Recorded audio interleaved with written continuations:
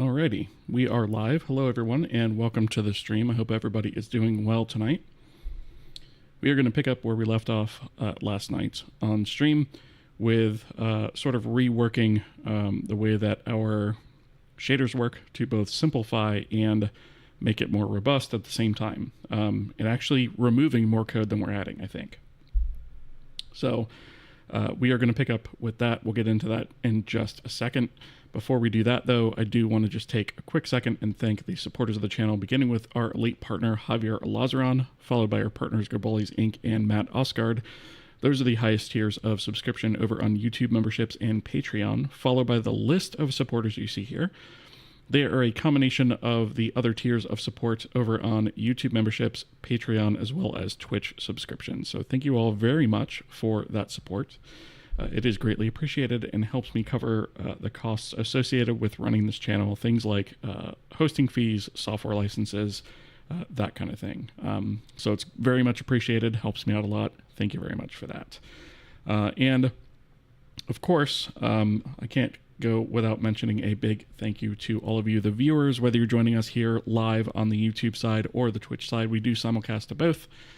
You know, if you're doing that here live, or if you're joining us here live, or if you're joining us on the VOD after the fact, either way, without you guys, this channel and this project would not exist. So thank you very much for being here. I appreciate each and every one of you. Retro U, how's it going over on the YouTube side? Hello. And Electric Lizard over on the Twitch side. Hello.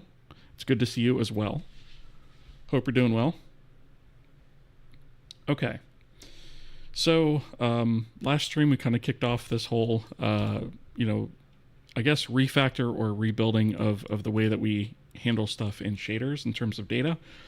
And we got SSBOs or storage buffers added. And we started talking about, you know, how we might handle bindings a little bit differently and eliminating the concept of uniforms. And really just treating it as all one large uniform buffer array. And we started looking at and scaffolding some of the structures that are going to kind of you know, represent the state of these binding sets and bindings within those sets.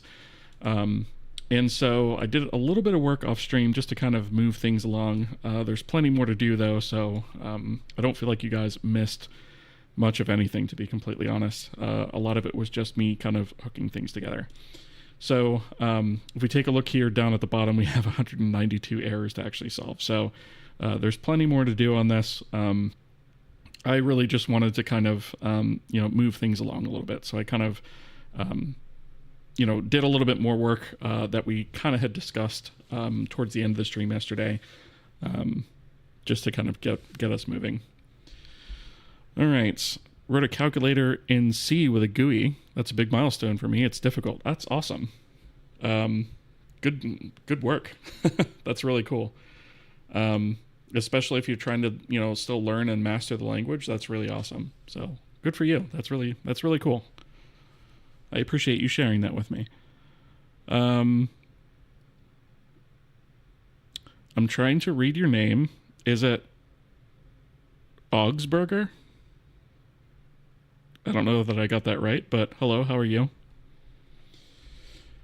Okay, so I did a lot of work in sort of setting up the structures for during creation of a shader, right? So let me do shader creates. And so a lot of this has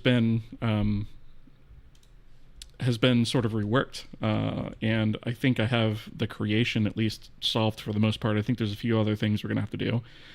But as far as the shader creation goes, we don't have this concept of, where was it? I think we actually might have, yeah, okay. So we don't have this concept of per frame, per group, per draw anymore. That is now simply a concept of binding sets, right? And it's up to the shader on how often those things are updated. And so as a result, we changed sort of the input of that to take a binding set count and a array of binding set configs that we then use to set up the shader.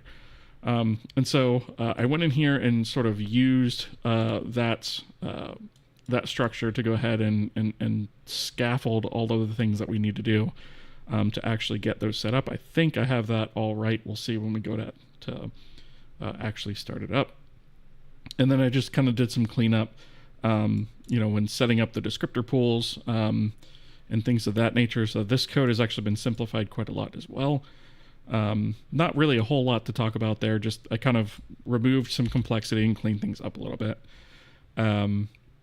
This is more descriptor pool stuff, and then attribute setup has not changed at all. I just kind of grouped that in a scope together. And then, of course, pipelines haven't changed at all either. One thing that I did do is I moved attribute setup to sort of be in its own little section, so that's all together. And the same is true with descriptor pools and descriptors, right? So we set up all the descriptors here and initially, right? So we deal with all the descriptor stuff up front. And then we, create the descriptor pools and the layouts and all that stuff. We do all of that kind of stuff together. It was kind of split up before, so now it's very sequential. Thank you for the follow. Appreciate that. Oh, I did get it right. Awesome. Okay, awesome. Cool.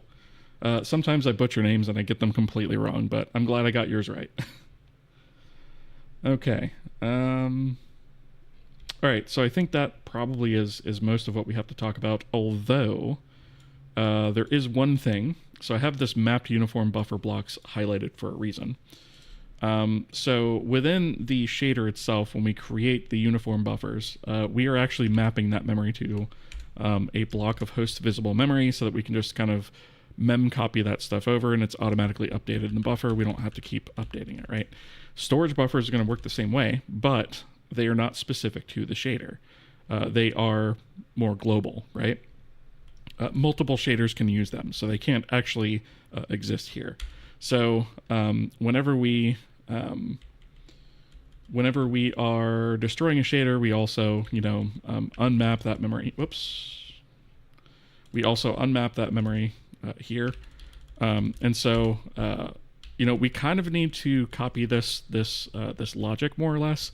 But not at the scope, right? It's more of a global scope. And so when we are setting binding data, we talked about that in our discussion yesterday of kind of what our API would look like.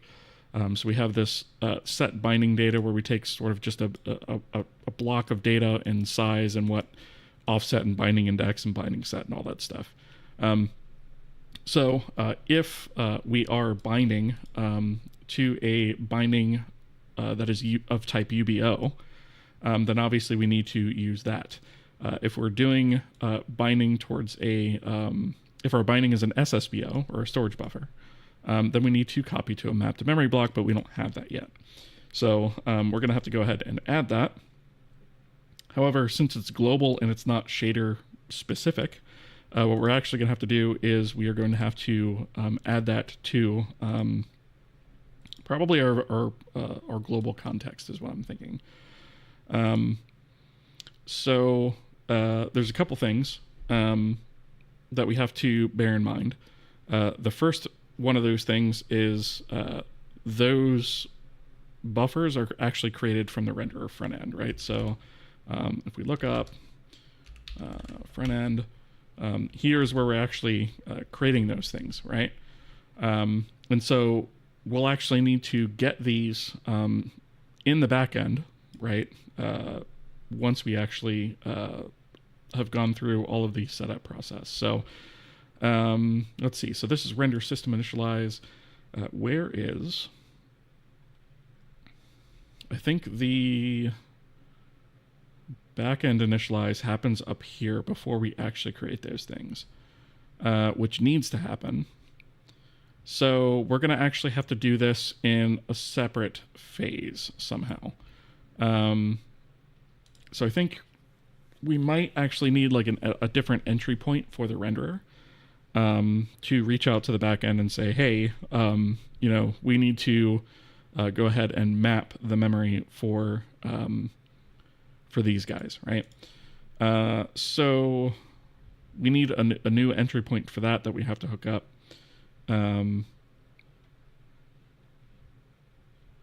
Yeah, I don't really see any better way to sort of do that. So I guess let's go ahead and figure out what that endpoint should look like, right? And then I feel like we could either have one entry point, or we could call for each one of these buffers separately. But I feel like just having one endpoint that does that for us is probably better. So we're going to put a to-do here, and this is going to be to-do call into backend I guess post initialize to map these buffers internally, etc. So in the Vulkan backend, we obviously have the initialize here, right? Which is all well and good, but this needs to happen after that, right? So I guess we could call this, let's do return type void, and we'll call this Vulkan renderer. I hate to say post initialize, but I can't think of a better term. Bit Casual, how's it going? Good to see you. Welcome. Singy, good to see you on the YouTube side as well. I'm going to stick with, I think I'm going to stick with post initialize though. And then all we're going to do is pass the renderer backend interface, backend. Geez, I can't type. And in here is where we'll actually do the thing, right? So do I have anything useful? No, I don't have anything on the clipboard. So we'll grab the context. I'm not so sure we're going to need the RHI. I think we can just work with the context for now. And then we'll have to do renderer render buffer get, and we'll have to get the render buffers by name. So let's see, we had those.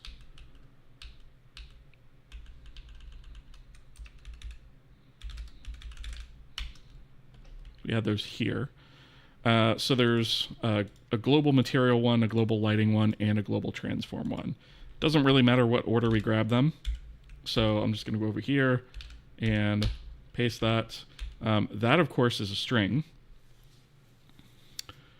So I guess I really wish we had a compile time string hashing for this. It's kind of annoying to have to do kname create all over the place, but I guess for now, that's what we'll do. So we'll go ahead and we'll get that render buffer. So that's going to return to us a k-render buffer. And that is going to be, we'll call this one global materials, right? And then we'll do a render buffer map memory. And this is going to be global materials. The offset for this, we actually want to have as 0, right? So we want to map the entire buffer. And then the size, do we have a way to actually retrieve the size of the buffer? Or do we have a convenient way to say the whole size, right? I'm going to put that there for just a second. Let me check size.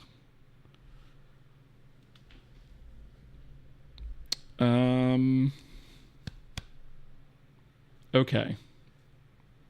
This is actually a small enhancement we could put in real quick. So when I say map memory, and we're getting the size, it would be nice if we pass like max uint 64, right? Which actually we should probably use that instead. what did I call it? U64 max? Yeah. So it would be nice if we passed U64 max here for that to just mean the entire thing, right? If we were using sign types, we would just say -1. I suppose we could go with 0 too, but that seems risky, right? Let me see something actually.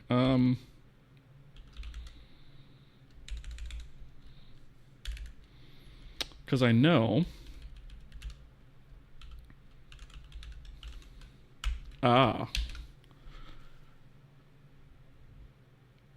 Okay. So what Vulkan does is it has this VK hole size for buffers. And that is essentially max U64, right? So they have 0 here, but that's an unsigned long, and then they flip the bits on it, which essentially makes it large, right? Max int. Max UN64, essentially. So I'm not off in that. Maybe a defined constant of that would be useful. So let's kind of do the same thing, right? We're going to say K hole size, and we're going to set that defined to U64 max, right? That way we just have kind of something that's a little bit more explicit. K hole size. Actually, I don't know if I want the underscore there. Let's not have the underscore there. All right, because we kind of got away from doing the underscore after the K on stuff. All right, so when we pass K hole size to map memory, that means we want to map the entire buffer. So we don't want to have to like query the buffer to say, hey, what's your total size, right? We want to map the whole thing. We don't want to have to do that. So we are going to say, if we map that is equal to the whole size, which I think, let's see. So use K whole size to map the entire buffer. Right, and then that's essentially just going to pass through to the backend, which is render buffer map memory, right? So that's essentially going to pass right back to Vulkan backend, which I suppose we could just call that directly. But so Vulkan buffer map memory. So size, let's see. So size, here we go. So this is KVK map memory, right? So VK map memory, I think we can pass, I believe. Let's see what the spec says. I think we can pass, yes, we can. So VK whole size to map from offset to the end of the allocation, right? Which is actually slightly different, I guess. But that's cool, so we can use that. So let's do, I guess we could use the constant, right? So we can say,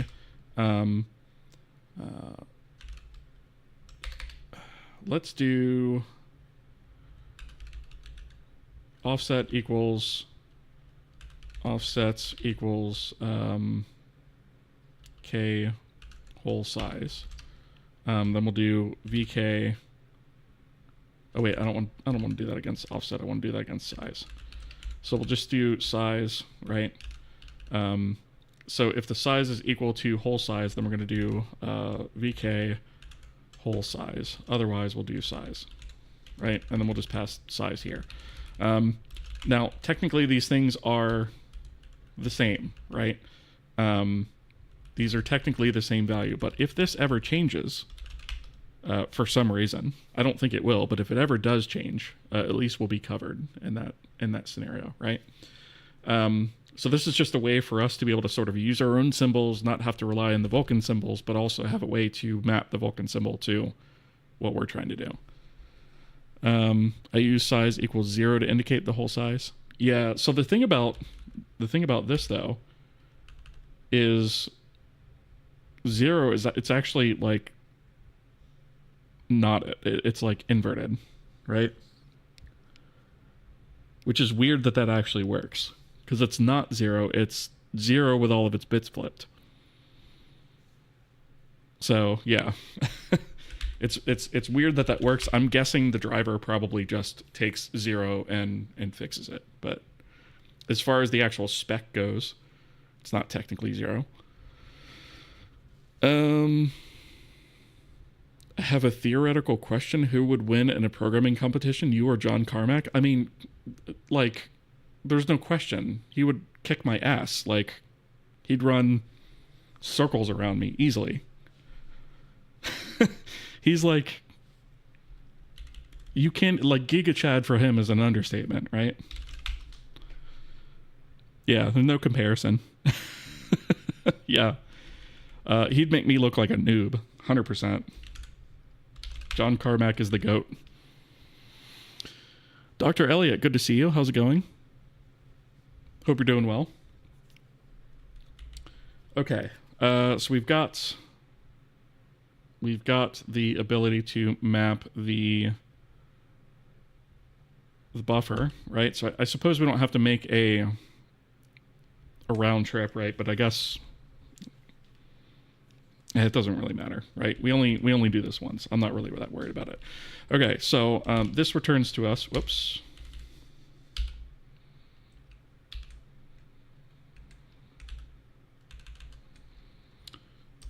What happened here? There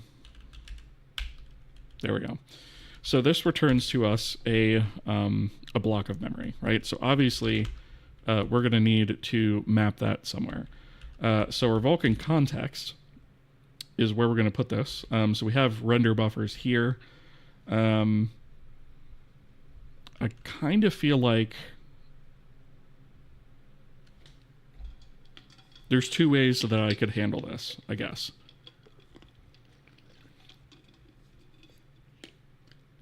I could keep an array of the mapped memory, right? Just on the context itself. That's going to get a little bit weird to index into. My actual thought is maybe I could keep it in this Vulkan buffer. So maybe what we do here is we have a void pointer and we'll do mapped memory. And then we'll just say, 0 unless buffer has been mapped to it. Sure, whatever. Okay. That I think makes a little bit more sense. Also,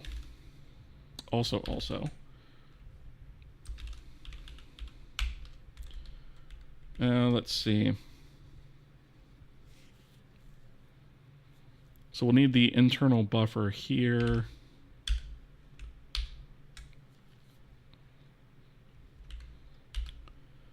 So I guess we could do that, and then we'll just say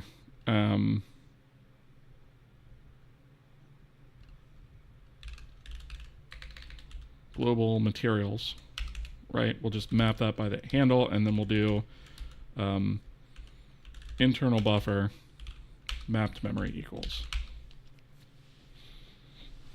And that'll give us a convenient way to both store that and look it up, right? Because if we have the handle, all that is an index into this array anyway. So I think that kind of makes sense. Okay. So I'm actually going to scope this off just to make it a little bit easier to deal with, because then I could just copy pasta and change what I need to change here, right? So we have global materials, global lighting is going to be the next one, right? So that's just going to be global lighting. And then the last one is going to be, well, the last one for now is going to be global. What did we say? We have materials, lighting, and transform. That's what it was. So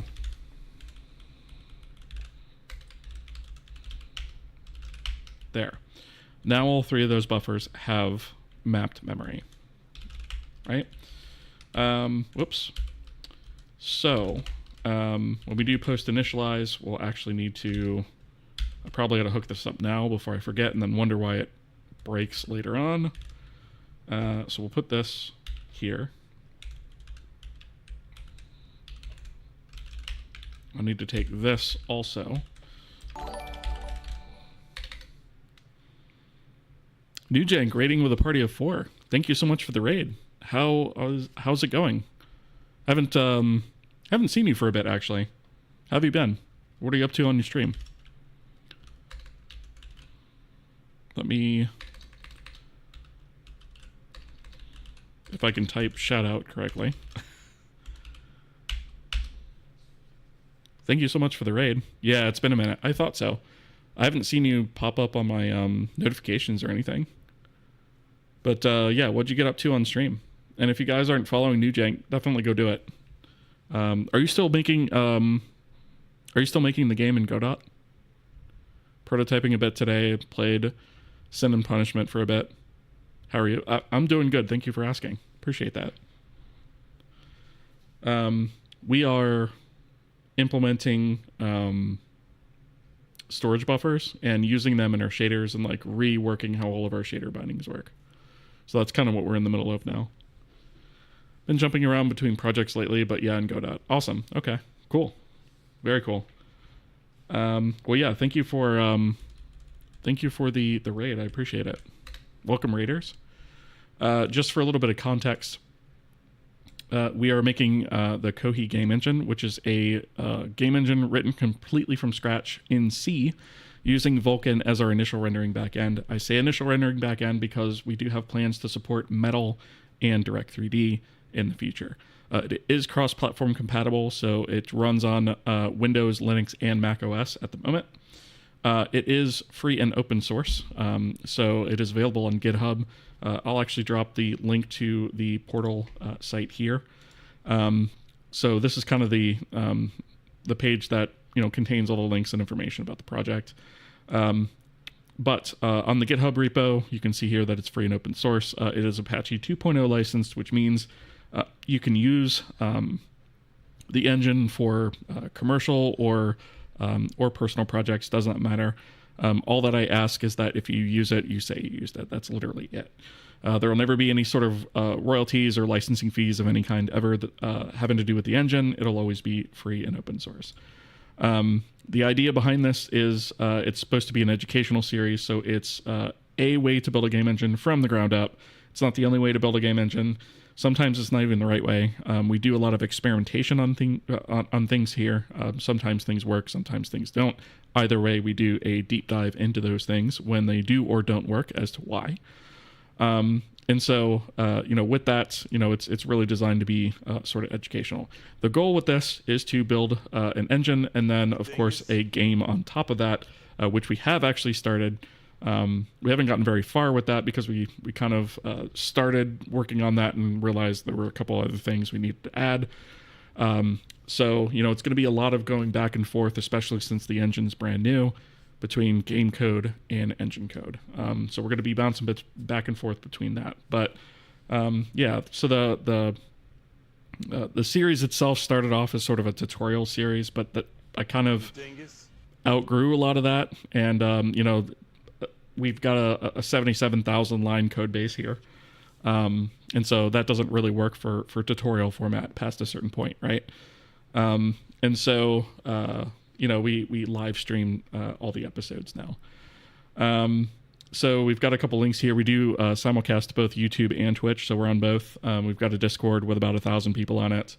And then we've got another GitHub link here and a Patreon link. I don't have any sponsors or anything aside from you guys. Yeah, that's about it. As far as the game that we're going to be making, it's a 3D isometric action RPG. And we've done a little bit of design on stream, but we've kind of, we'll have to circle back to that once we've got a little bit more of the tech going. Let's see.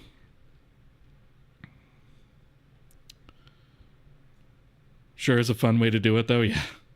Yeah, I get that. Thank you guys for the follow, by the way. I appreciate that. Welcome. Danny Lowe, how's it going? Good night to you as well. I don't know if you're coming or going, but, welcome. All right. We have this. So we were putting in sort of a post initialize. Did I put that in the header? I did put it in the header. Okay. So the other thing is we're going to have to go to the renderer backend interface, and we're going to have to put in here, right after initialize, we're going to have to put in a post initialize. So this is just going to be a function pointer, just like all of our other sort of quote-unquote interface points. So nothing really too fancy there. We'll take Vulkan out of the name, obviously, because it is render agnostic at this point. So we've got the backend there, just a pointer to the backend state. And I guess let's put another comment in here, and we'll say performs post initialization setup, i.e. Things that need to happen after the front end is initialized. So all we have here is a pointer to the backend interface. We don't need the configuration. And then we'll just say true if success, otherwise false, right? So there's that. Let's go over to the front end. And we don't actually have to expose this on the front end. The front end will simply just call this internally. So here in initialize, we'll go all the way to the bottom. And right here where we've got our to-do, we'll just do a, I guess we'll do a, how do I want to put this?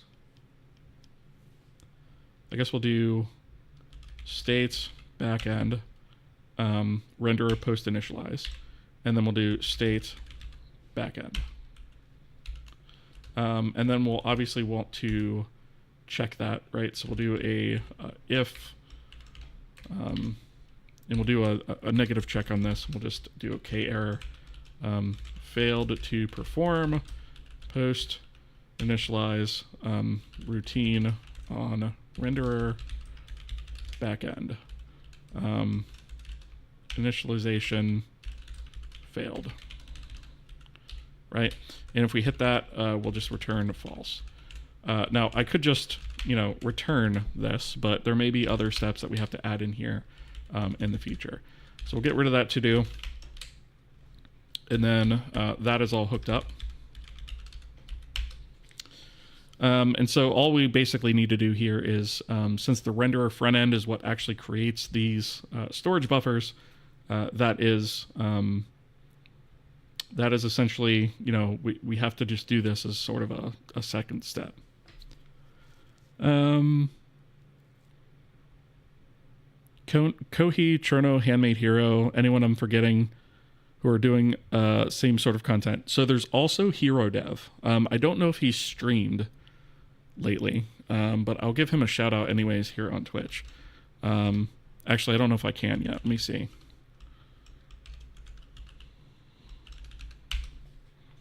I don't know if it's going to let me do that because I don't think he's online right now, but there we go. Yeah, so he's done a lot of work in Vulkan as well. He's got a Vulkan game engine that he's sort of working on as well. And he does a lot of, he dives a lot more into the the graphics aspect than I do. You know, he's done a lot of other things. I think his entire pipeline is using compute and stuff like that. I decided not to go that route, but you know, this project's also older than his. But yeah, he's got some really cool stuff on his channel, so I would definitely say check him out. Cherno, I think, wrote his engine in C++. Yeah, and it's modern C++, if I remember correctly. This is C. Handmade Heroes, sort of more of a game than an engine, no separation, and I don't think it's ever completed. No, I don't think he's actually... I think that's on hold right now, if I remember correctly.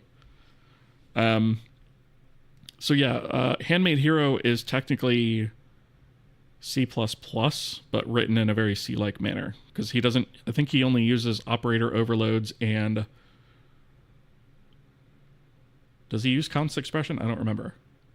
And I think he uses RAII, I think, only for... what's the term I'm looking for? Instrumentation. Debug instrumentation. But yeah. Let's see. What's a good source for learning Vulkan? I've made a few color interpolated triangles, but that's about it. Look at Sasha Willems repo. I'll drop a link to it. Let me pull it up real quick.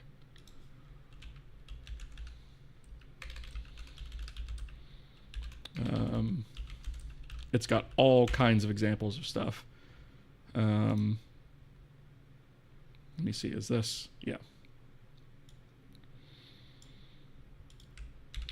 This is it, I think.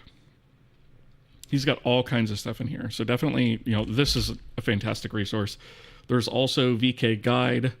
There's a Vulkan tutorial, which I don't recommend that one if you know the Vulkan basics of Vulkan. Like, that's kind of what that one covers. So VK Guide is another one. But also, you know, this resource right here is like one of the best out there, for sure. But yeah. Got to grab some grub, get ready to call it a night. Hope you have a great rest of your stream. Well, thank you so much. I appreciate it. Definitely go get yourself some food. Thank you again for the raid. I really appreciate it. And thank you for the lurk. Hope to see you online sometime soon when I'm not actually streaming at the same time. Let's see. Just a friendly note that BGFX exists. And it has C bindings, if I recall correctly. BGFX. I gotta look that up. If that's like a framework, I'm not familiar with that. Oh, yeah, it's a rendering library. Yeah. So it's kind of like a cross-platform. Yeah, okay. I've never used something like this, but... Well, here, let me bring it on screen. I've never used something like this. The whole purpose of us doing this is actually to just do all this stuff from scratch. But yeah, this looks pretty cool. This has got lots of cool examples, right? We're going to build up to doing a lot of this stuff. But we're doing all this stuff from scratch. But yeah, you know, this would probably be another good example to pull from if you're looking for, you know, Vulkan. I assume it covers Vulkan, right? Direct3D, Metal, OpenGL, Vulkan. There it is. Yep, WebGL. Okay, so yeah, that's pretty cool. That's another good one. I've not used it myself, so I can't really speak to it, but that's cool. Has C bindings, if I recall correctly. Yeah, so I think it. Let's see, what did it? Does it have C API documentation?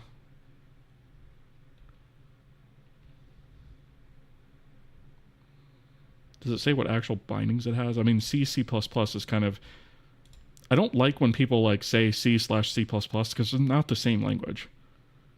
And a lot of people will say that, and it's really like C++ isms with like C exports, and it's not exactly the same thing, but it looks like they do have C99 equivalents of stuff in here. So that's good, actually. As long as they've done that, it should be fine. Okay, so yeah, that looks pretty awesome. I'll have to check that out off stream. C++ folks don't like it either. Yeah, exactly. It's just not They're not the same language. That's like throwing C++ and C# together. Like, they're not the same thing.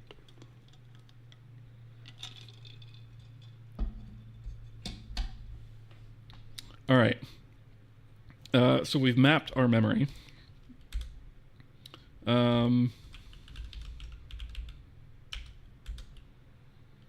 Let's see. What did I call that? Mapped.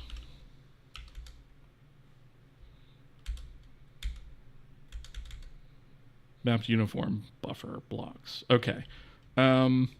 So when we create the shader, we don't have to do this bit here.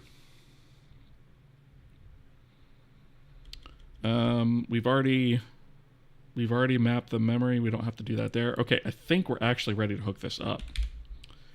We're going to be deleting a lot of that code up there. Let's see. Here we go. All right. So now all this becomes, it should be basically this same idea. Right?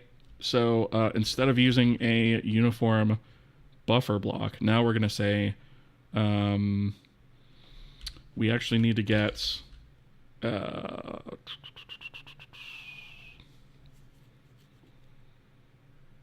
do we actually have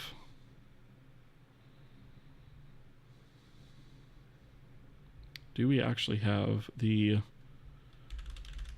binding type index?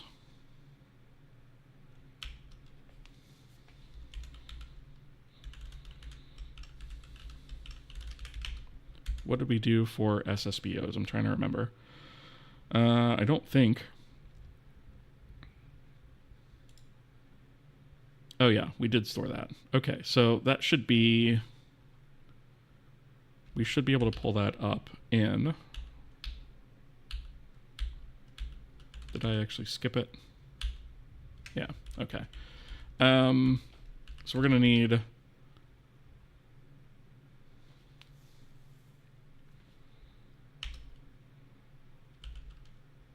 use state, SSBO states sub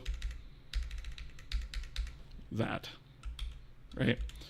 And then that, actually I think all that has in it is just the buffer and descriptor states, which we don't necessarily need to update.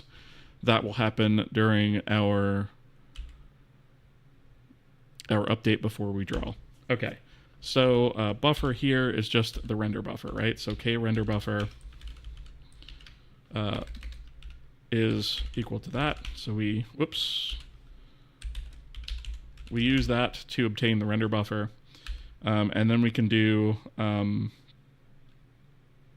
context render buffers sub buff mapped memory to get that, right? So that's that is block. So we have U8 block equals that, right? Instead of that. And then all we need to do here is instead of UBO offset, we don't actually have a UBO offset, so it's just going to be the block of memory, which is the entire mapped buffer, plus the data offset that we provide as an argument into this function, right? And that's literally all we have to do. We just have to copy into that block of memory. It's already mapped, so there's not anything fancy we have to do there, right? Okay. So that is setting binding data, right? It's literally just a mem copy behind the scenes, and that's it. It's pretty straightforward. Obviously, it's going to yell at you for being a dingus if you try to bind data on a binding type that is not a UBO or a storage buffer, right? So if you try to do this against the texture, it's going to yell at you. If you try to do that against the sampler, it's going to yell at you. I think I had one more. I had one other place in here. Yeah, this one. I need to add function to that. There we go. Okay. So speaking of textures, this is how textures are done, right? So we grab the binding, we check the binding type, make sure it's texture. If it is, we go ahead and grab the texture states, and then go ahead and set the texture handle to the passed in texture. So any validation, we don't really do any validation at this level. I suppose we could even catch this on the front end, right, and just not worry about it. In fact, we probably should, but it's good to have sort of a second catch-all here. So we don't really do any validation. We're going to offload all the validation to the front end and maybe even make it in debug only builds, just so that we're not constantly doing that, right? Setting the binding texture is actually going to be almost the same steps as the sampler. So we're actually going to copy pasta this. And then in terms of the sampler, all of this is actually the same except here. So sampler, and then we need a sampler state. Right, so this is going to be sampler states. The type index will be the same, and then sampler handles is going to be sampler, right? Sampler being that guy right there, right? Must be called on binding type of sampler, right? So it'll yell at you for being a dingus if you try to pass the wrong binding index and binding set on this, right? Okay. So that's good. Imagine telling people PHP/JS, people would lose it. Yeah, exactly. We've had a fifth world war already, 100%. Java/JavaScript. You know, that still happens among people that don't really know programming. People assume that Java and JavaScript are the same language. Dr. Elliott says C and Java are basically the same. No, sir.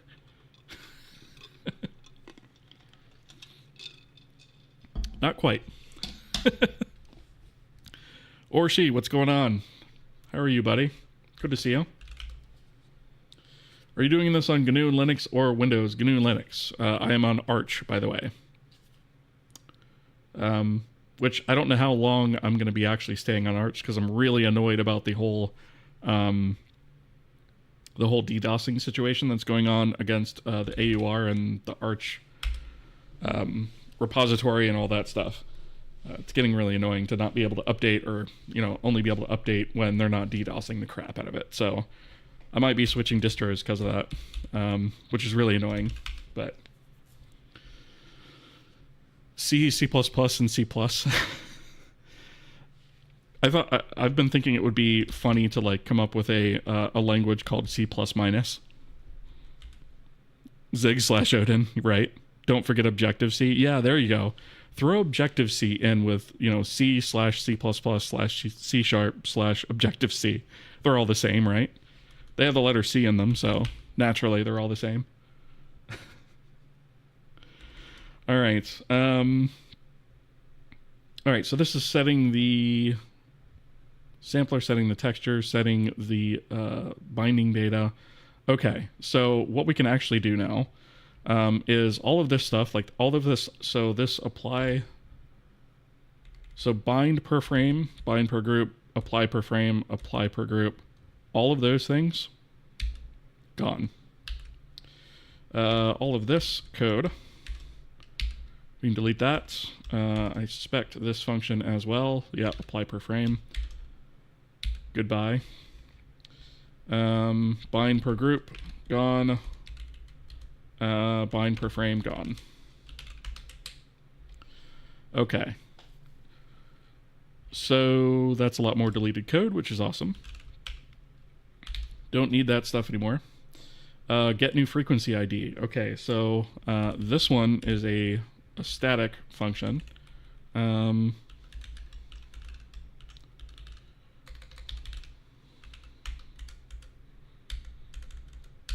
Oh, I guess I got rid of it from the top. Did I? Set up frequency state. That needs to go away. Release shader frequency state. Delete frequency states. Those are all gone. Descriptor set, update, and bind. Okay, I'm not going to delete that one yet because we need to actually do some stuff around that one. So I'm going to keep that one. Frequency has uniforms. Get rid of that. Okay. So calculate sorted indices. We don't need that anymore either. That can go. Get new frequency ID. That can go. Set up frequency state. That can go. Release frequency state. That can also go. Destroy frequency states. That can also go. Gee, look how many errors we have now. We're down from like 200 to 14. Okay.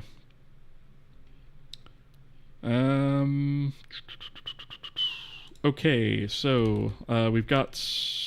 Okay, so that's about call mode. We'll come back to that because that's actually part of dynamic state. I'm not even actually sure we need that anymore in the pipeline config. In fact, you know what? Let me actually just solve that one now. Because that's part of dynamic state. I removed that a long time ago, but...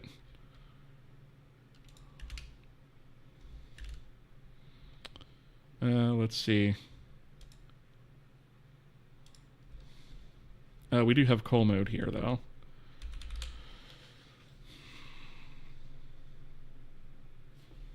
So call mode is part of our... If that's dynamic state, I don't think we actually... I'm going to comment it out for right now. And I'm just going to say call mode none on everything with a fix me. Remove this, since this should be dynamic state, and thus should not be required for this pipeline creation. Okay, so that means the pipeline config, we have call mode. Let's get rid of that. That is part of dynamic state. We shouldn't have to do that anymore. So the internal shader doesn't actually have it anymore either, so we can get rid of that. Okay, let's see. Update and bind. Shader frequency into info and frequency state. So this is the way that we sort of used to do it, right? When we had this whole system of per frame, per group, per draw, right? We now do not need to do this. This is actually going to be based on a binding set instead. So probably what we could do is, instead of passing like this info and frequency state, I think we can actually just pass U8 binding set index and delete that. Descriptor set index. Oh, descriptor set index is actually the same thing. So that's actually all we need. It's just those four things. Context, internal shader, render frame number, and descriptor set index. I guess that does make sense. So we just eliminate those two from there. Okay, so let's kind of take a look at what this is doing. So this essentially went through all of our uniforms before. And here's where the uniform buffer updates happen. The sampler and texture updates happen. I suspect we're probably going to have to rewrite most of this from scratch. Oh, frequency has uniforms. We don't need that. That can go away. Thank you for the follow. Appreciate that. We have bindings for the 7 Cs. That's actually very funny. I'd love to. I actually really like that pun. That's very funny. I'd like to find a way to work that into the game somehow. That's a good one. People are too lazy to offend you with Objective-C. Just too long to type. Yeah, I would agree with that. Yeah. I try not to use too much of it. The only place that I've used it, obviously, is the Mac OS layer. And I'm actually going to see about getting rid of that at some point, if I can. I want to see if I could just use C bindings for that, but I don't know that that's 100% possible.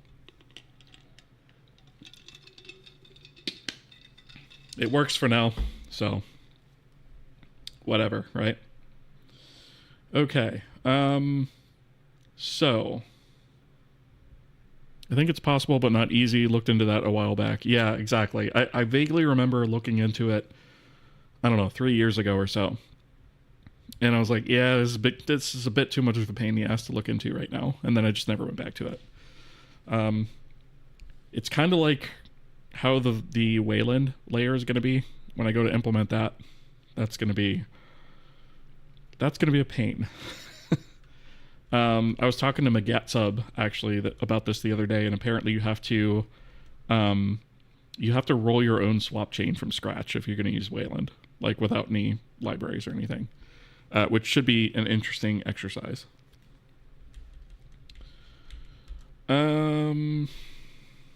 Okay. Let's see. So allocate enough descriptor rights to handle one UBO, all samplers, and all textures. Okay, so that's not necessarily going to be correct. We're using the frame allocator here, so I guess we're going to have to figure out. So we are going to only have one UBO for a descriptor set. That is still a rule that we're enforcing. And that's going to be enforced by the front end, so we don't have to double check that here. So I guess what we really need here is instead of info, we need to get the internal shader. Is this going to be under the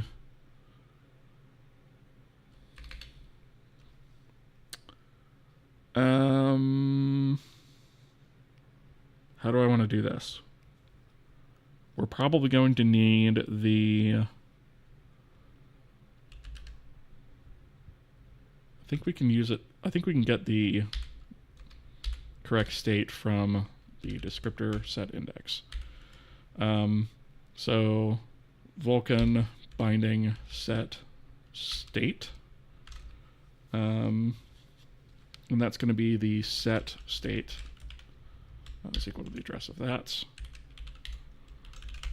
And then in the set state, I believe that's actually going to have, oops, not what I wanted to do.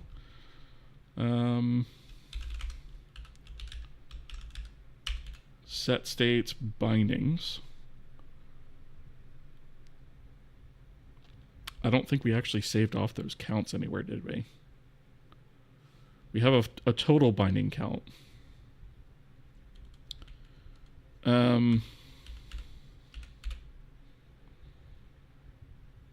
Oh, we have it in the... Why did we save it here?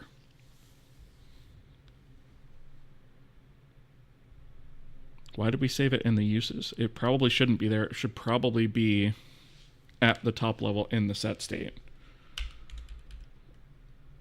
Or is it not?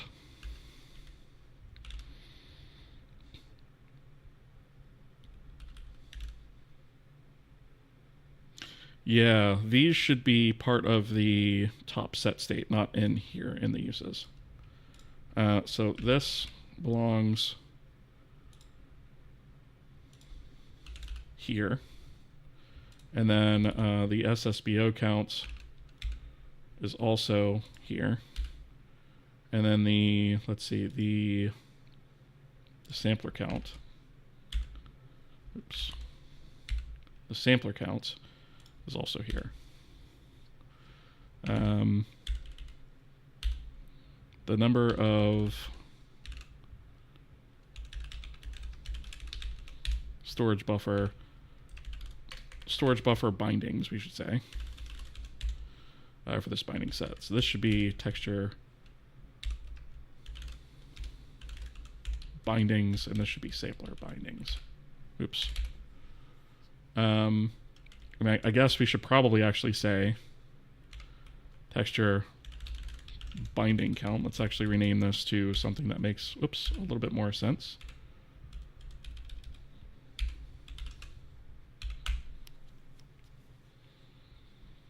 And then all of these states here will just be based off of these counts, but we don't have like the counts duplicated for every single one of these uses.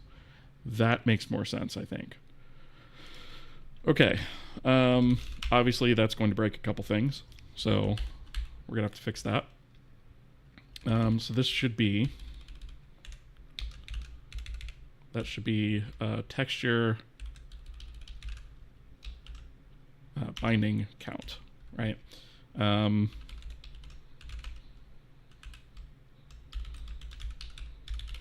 Oops. We'll leave the left off comment there, and we'll go back up and fix the other things.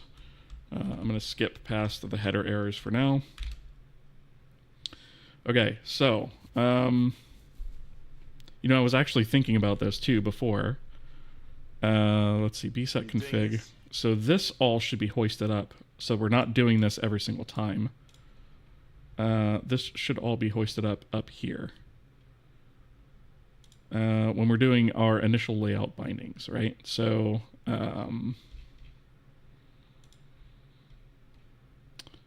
let's see, we're basically keeping these indexes here. So I guess we could probably replace these indexes that we're looping through. We could probably just use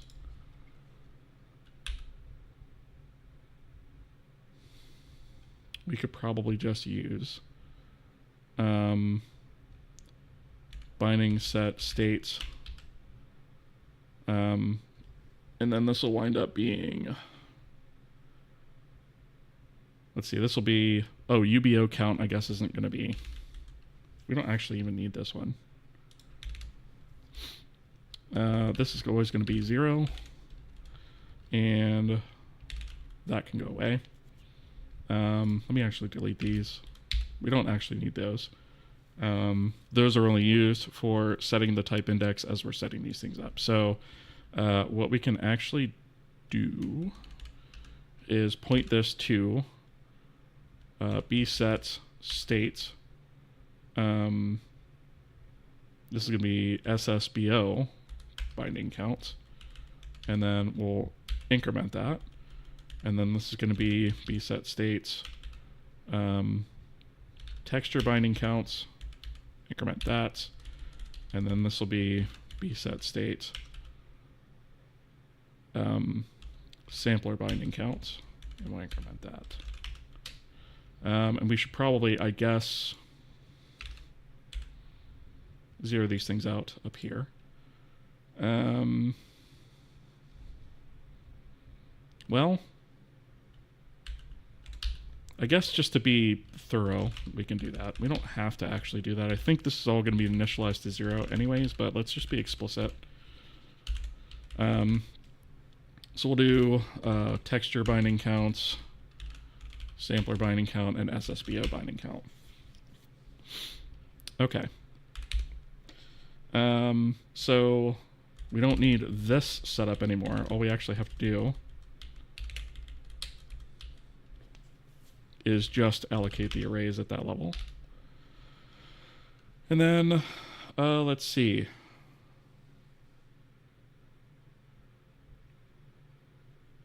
Oh, this was using this before, wasn't it? Oh, that would have been a bug, actually.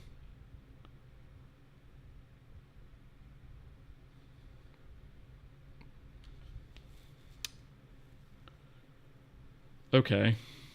So we actually do need these indices here at this level.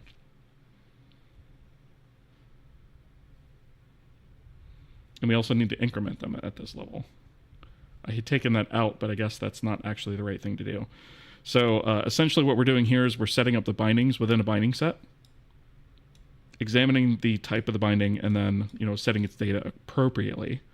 But we need a running index for each one of these types. So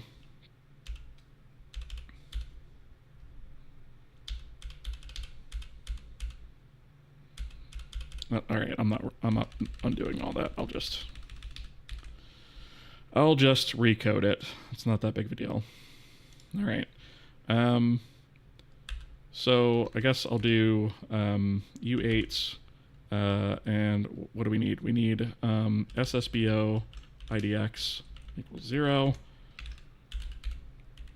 And then this is going to be SAMP and then text index. Okay. So that's that.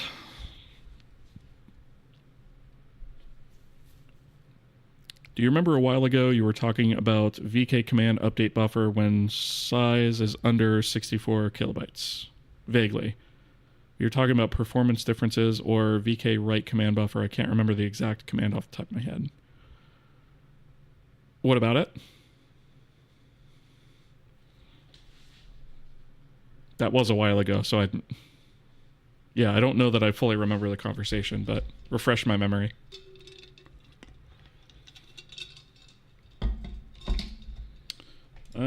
Okay. So instead of use state, this is now going to be from the binding set state. SSBO binding count, right? So binding set states, let me just do this down here too. And then sampler binding count, and then texture binding count. And that's going to be the same thing for here. It's going to be binding set states, binding set states, and then SSBO binding count and sampler binding count. Just a little bit more explicit on the naming there. Okay.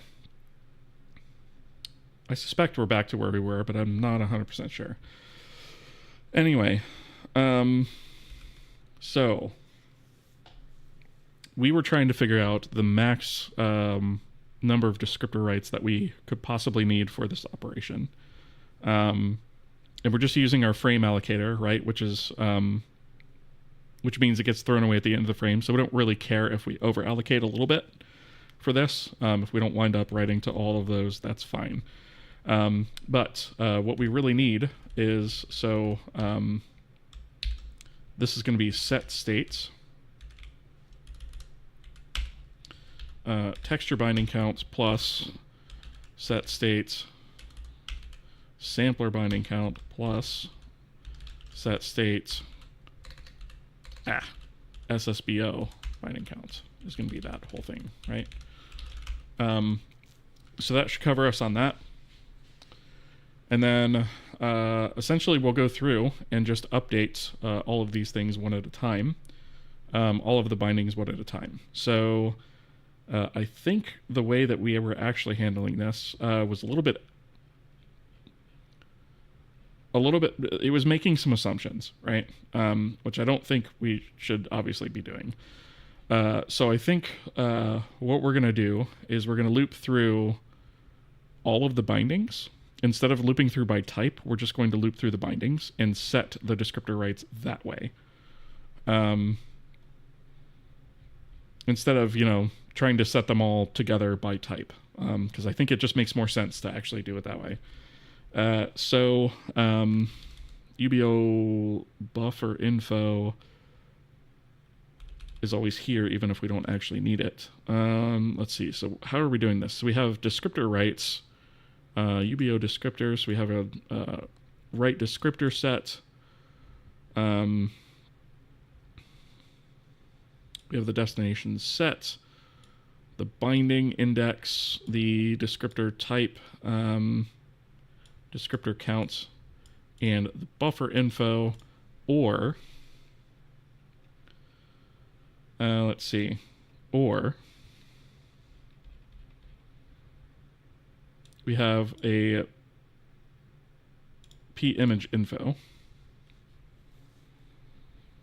which I think is actually used. The p-image info is actually used either for textures or samplers. It's just we fill out a different field.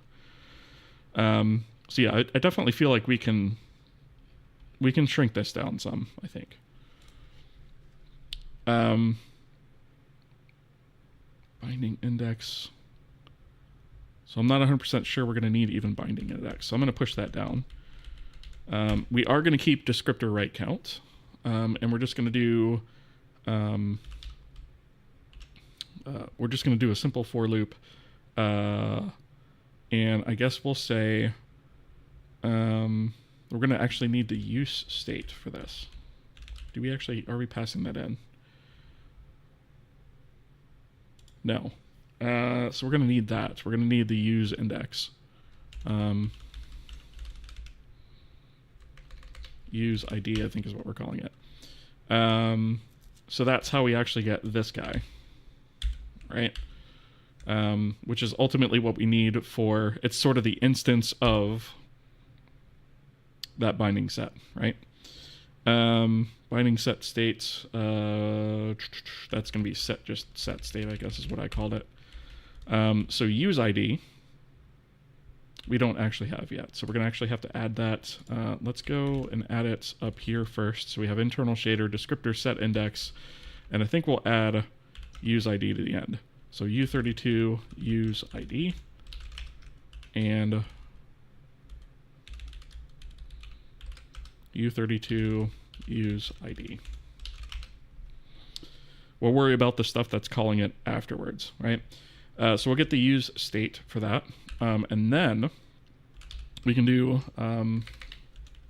take a look at this real quick. Let's see, we have SSBO states, sampler states, texture states, and then we also have, we're going to need to index into these from these guys, right? So we're going to use this shader binding right here, or the shader binding, right, to indicate here's the resource type, here's the binding index of within that array, right? So we can do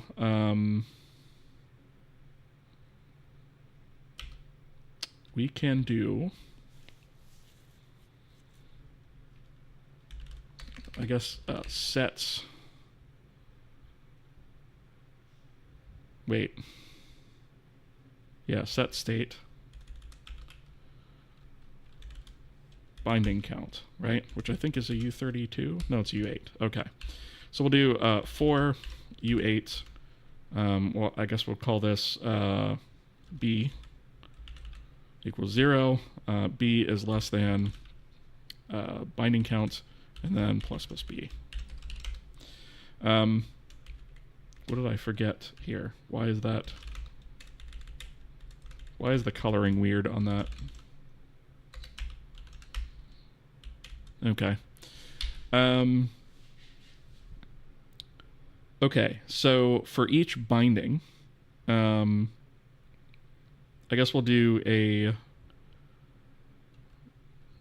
Vulkan shader binding, right? We'll say binding, binding equals the address of, and we'll want set state bindings sub B. And then we'll do a switch on binding type. And we'll populate that. Maybe. There we go. And obviously, if we're doing binding type count, we're going to do k error. Why are you trying to bind the count, you dingus? Right? And I think this is, yeah, this does return a Boolean, so we can do return false. Let's actually set that up. Instead of a k error, let's actually do a k fatal on that. Because that's definitely not something that should be occurring. So for each one of these types, we can then build essentially a descriptor right based off of that type, right? So what we're going to need is, if we look at this right descriptor set, this requires a few different things, right? So obviously the descriptor set, a destination binding, array element, descriptor count is going to be important, descriptor type is going to be important, and then either a buffer or an image info, and then potentially, I don't think we're actually going to use the buffer view. We're not really using that, so we can ignore that.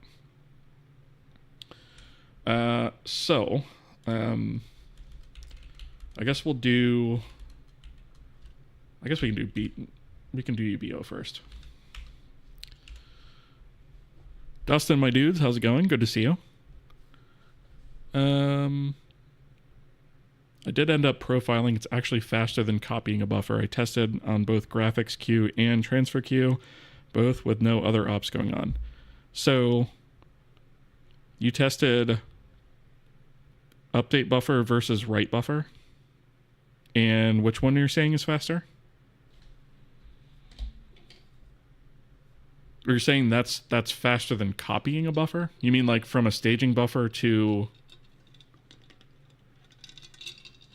I guess what's the context there?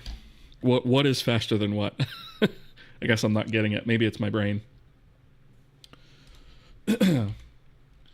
So let's figure out. So for this, we're going to need a VK descriptor type. So we'll say desk type, and for this, we'll set descriptor type equals VK descriptor type, and then uniform buffer, right? So we'll do essentially the same thing for all these guys. Obviously, I'm going to change the type in just a second. So this needs to be storage buffer. This needs to be sampled image, and then this needs to be sampler, right? So when we get ready to build the write down here, all we actually have to do is a VK write descriptor set. Think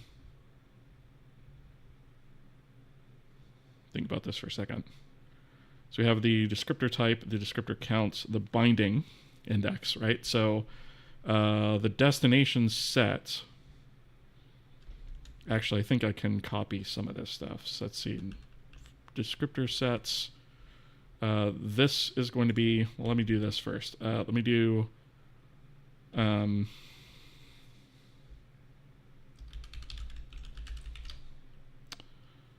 do VK, what is it? I'm just going to grab this, actually. I don't feel like typing all that out. So we'll do this. And then we can do desk set descriptor type equals that, right? So we have that. We need the destination set, right? So we need a way to grab that. And those descriptor sets are actually going to be in the usage. So that's going to be in the use state. So here we want to do use state, and then descriptor sets, right? And we've got 3 of those, and we need to index that by image index, right? And so that's going to be, I think that's just a VK descriptor set, I think is all that is. So we'll do VK descriptor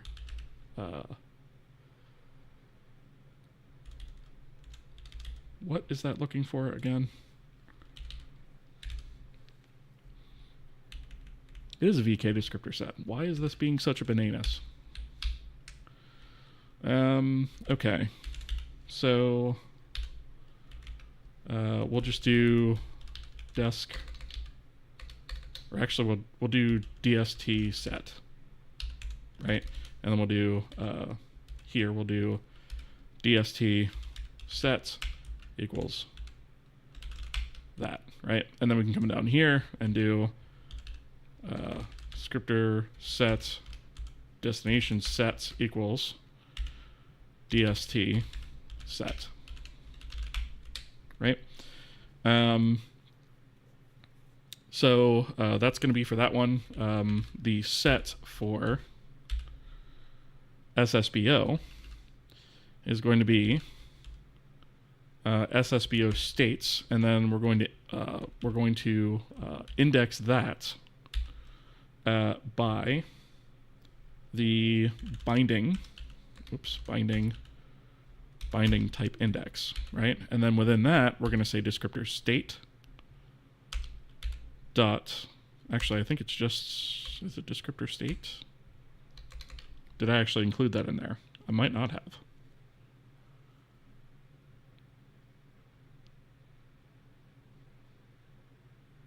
Oh, wait a minute. I think this is actually going to be the same no matter what we do. Now that you think about it.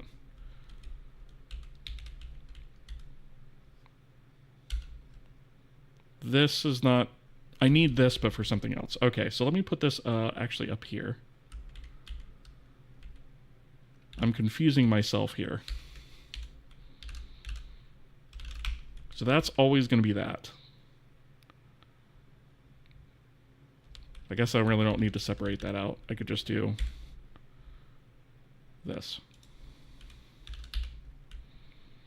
Get rid of that. Okay. What else was it that we needed? We needed, let's see, the binding, which is going to be the binding index. So that's going to be easy too. So descriptor sets destination binding is actually going to be just B, right? That's just going to be the binding index. And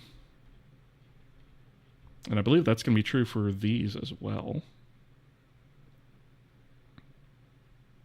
I think. Binding index is sets. Yeah, I think that's good. I think that's correct. Okay. So we have that.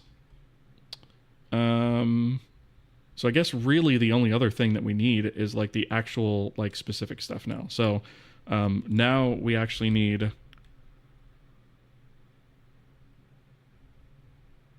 this stuff.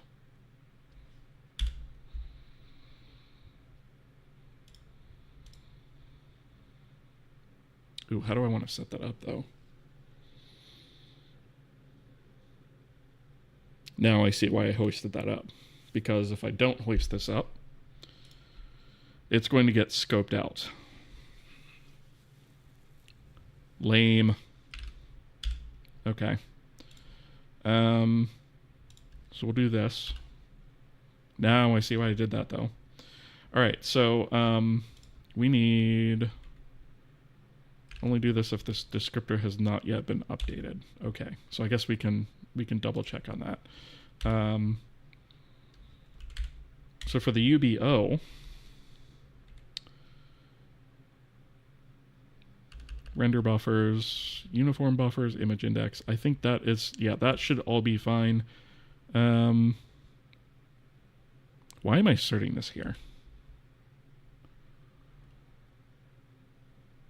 This should already be set. Except instead of frequency states, it's going to be...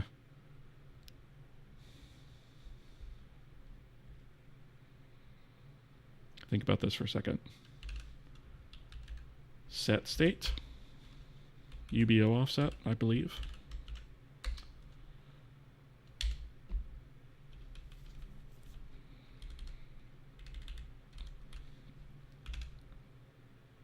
There is no UBO offsets. What is in there? No, it's not set state. Actually, it should be. I didn't put that in the use state, did I? Oh, I guess that does make sense, actually. That's going to be the use state. There. Okay. So that's going to be the use states, UBO offset. And then the range is going to be the use state UBO stride. There. Okay. So we set that up. And then I guess we should probably hoist this up here. So that down here I can do desk set p buffer info is equal to the address of UBO buffer info. Okay. That should be fine. And then as far as desk set itself goes, we should probably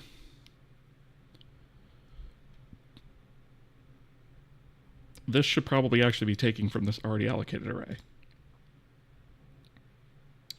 So instead of that, we're going to do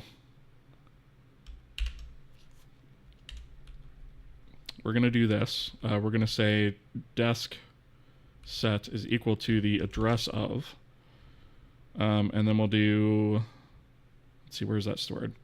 Descriptor rights, sub, and I knew there was a reason I had this index, binding index. Because we might not be using all of these bindings, right? So I'll put this here. We'll do binding index, right? And then we can do, desk set s type is equal to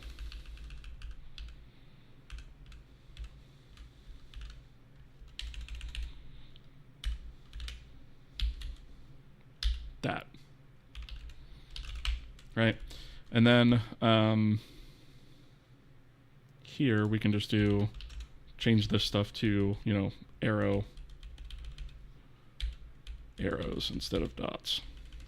Okay, that makes more sense. And then I guess when we get to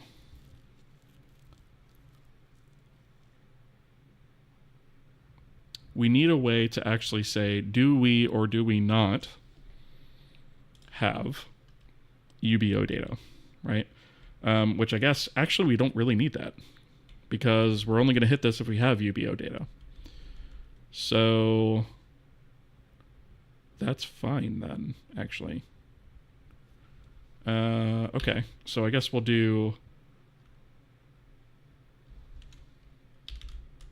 down here, we'll do binding index plus plus, right? And then essentially what we'll do is we'll always have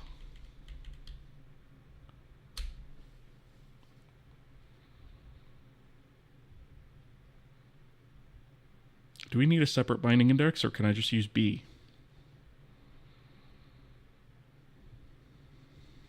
I'm not 100% sure yet. We might be able to eliminate this. I'm thinking for some reason we might actually have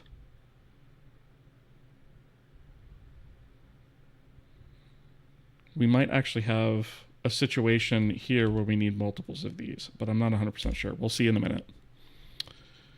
Let me catch up on chat here.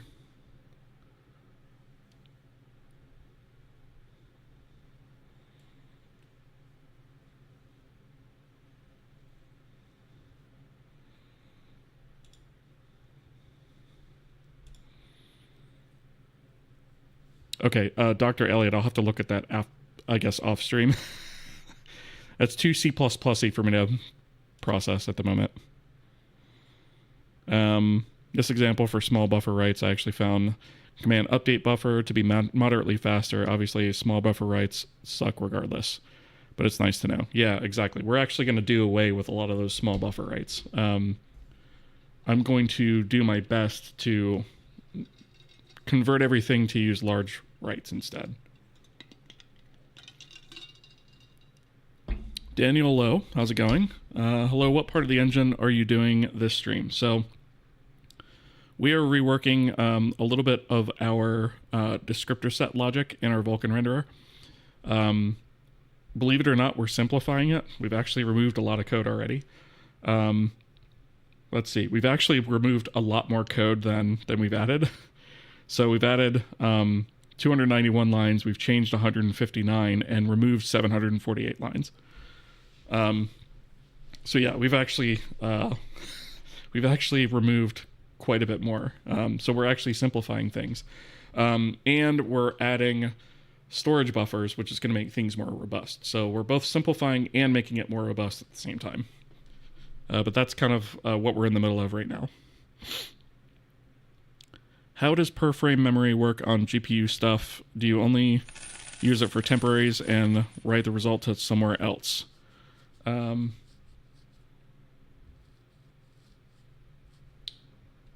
Thank you for the subscription, Dr. Elliott. I appreciate that.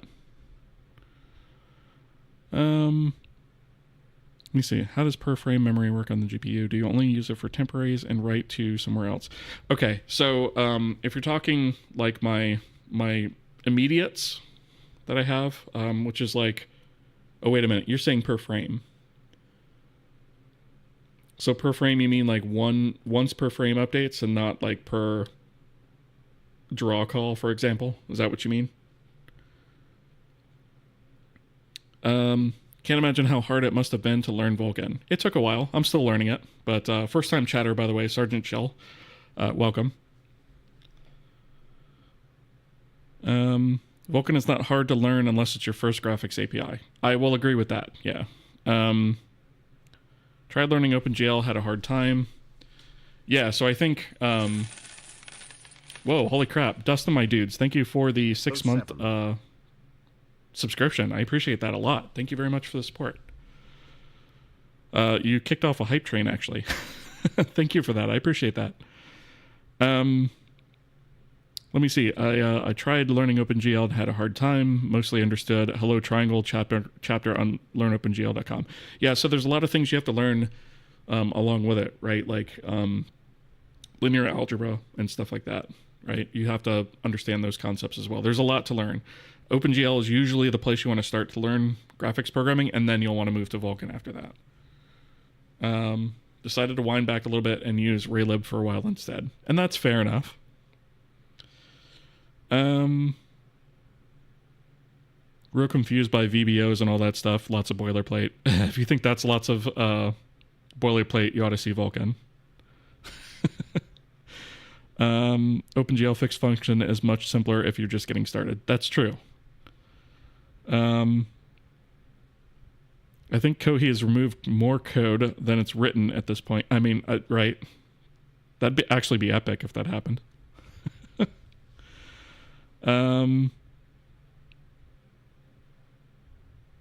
You mean the per frame memory allocate? Oh, okay. I see what you mean. Okay, so you're talking about, yeah, because I did kind of mention this guy.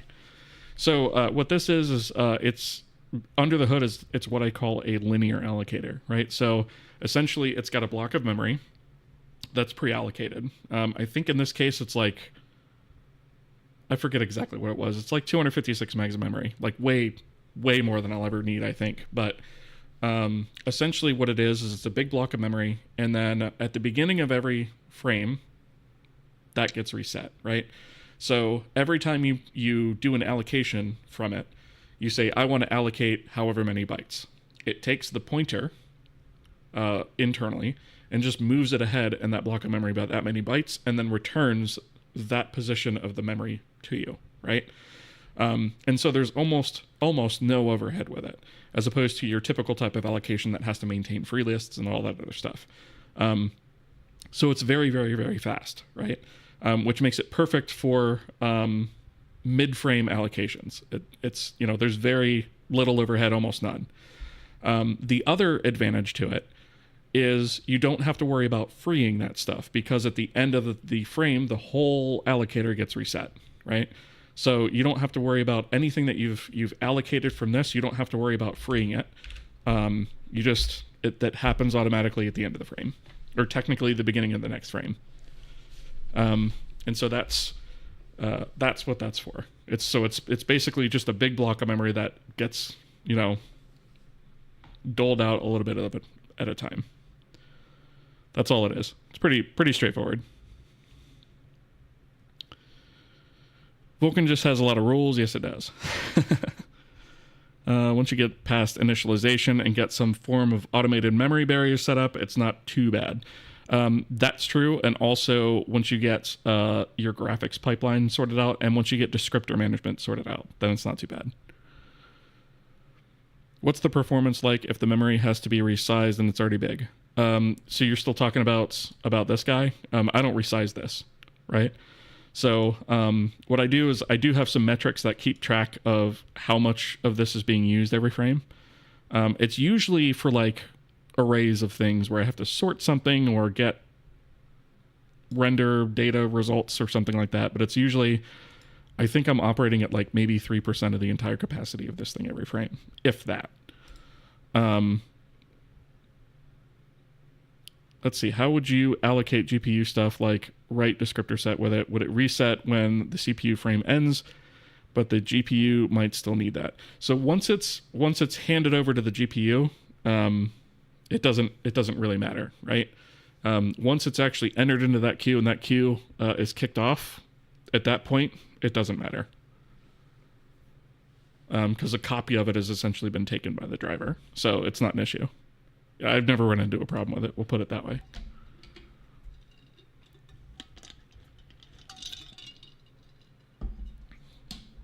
What I could do, if that ever is a problem, is I could just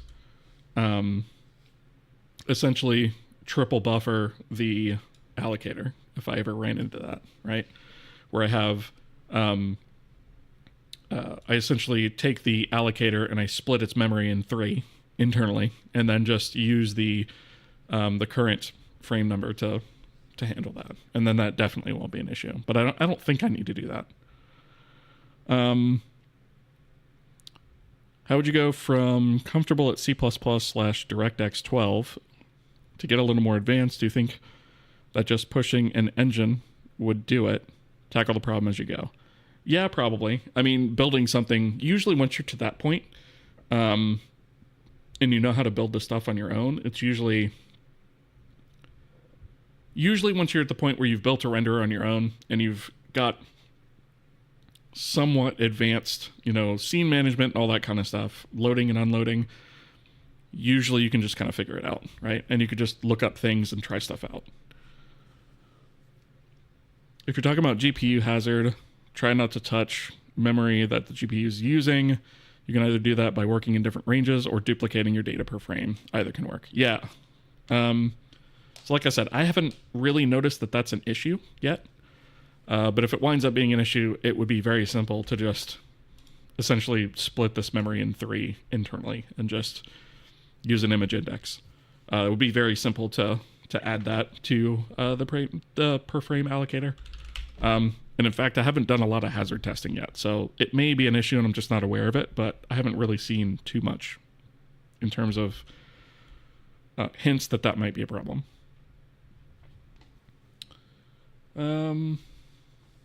Do you handle memory alignment and the per frame allocator? Do I? That's a good question.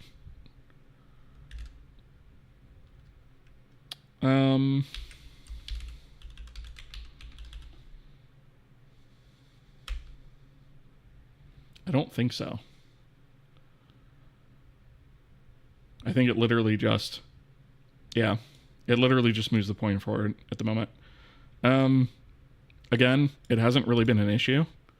It wouldn't be that hard to add either, because I've got alignment functions and all of that. So I could very easily just add an allocate align to this and then just handle it that way if I needed to. That would not be very hard at all to do.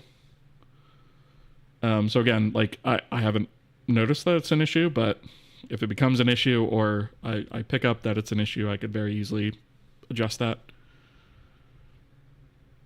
Haven't run an address sanitizer yet, like at all. I have, but not in a while.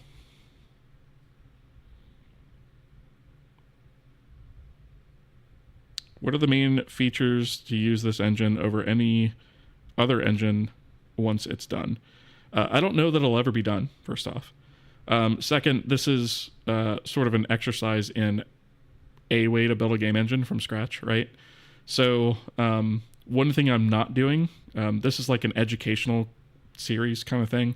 So one thing that I'm not doing is I'm not trying to compete with the likes of like Unreal or Godot or Unity, right? I'm one person. There's no way in hell that's going to happen. So I'm not even trying that. But one thing that you'll get from using an engine like this is it's going to be fairly lightweight because it doesn't contain all that stuff that the other engines include. But it's also far from production ready at this point. You know, we're still making pretty major sweeping changes at this point. I probably won't even mark this as like 1.0 until after I release the first game with it. No engine is ever done. They just get abandoned. I mean, you know, I think the only way that would happen is if I were to kick the bucket at this point, you know. I've already been at this for almost 5 years. So, you know, my plan with this is to take this all the way to releasing a game on Steam is the idea. Okay. Where was I? Okay, so we have our descriptor rights. We do zero that memory out. So that is one thing I should point out about the frame allocator. All it does is it resets the pointer at the beginning of the frame. It does not zero out the memory because that's a significant performance hit, believe it or not, to zero out all that memory at the beginning of every frame. So I don't do that. I only do it in line for sections like this that actually need it. Okay. So,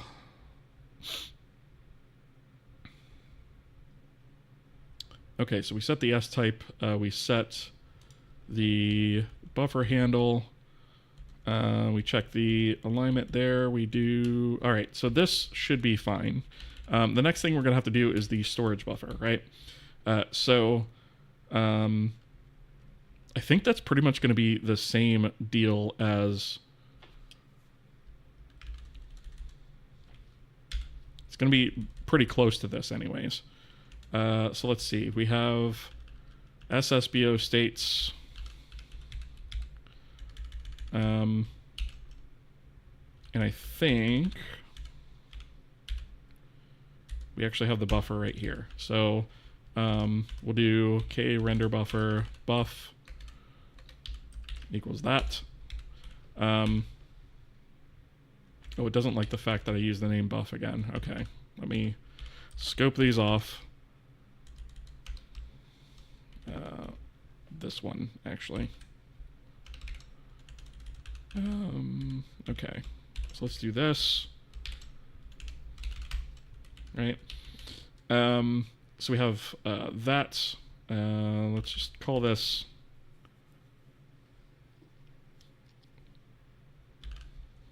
call this buffer actually, and then we'll do Vulkan buffer. Vulkan buffer buff equals the address of, and we'll want to do context render buffers, and then the index of that buffer is just going to be buffer, and then we'll want to do.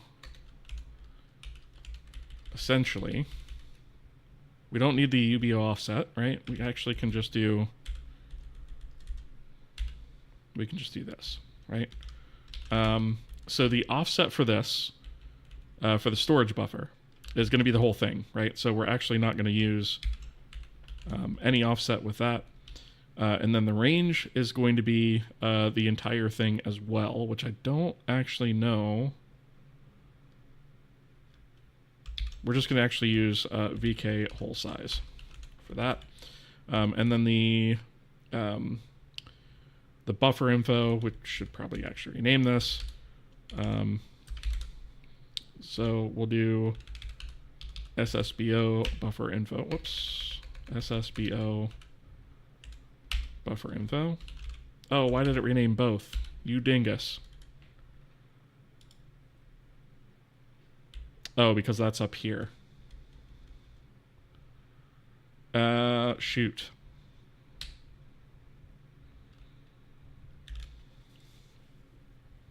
I'm going to handle it. How can I handle this effectively?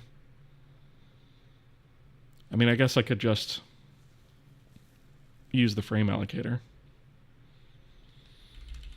It's kind of annoying, but all right. VK descriptor buffer info array, and we'll do SSBO buffers. And we'll do p frame data allocator allocate size of VK descriptor buffer info, there we go, times, and we're going to want the set state SSBO binding count. And then we can do, I guess we can do U8 SSBO index equals 0. And then we can go here and we'll do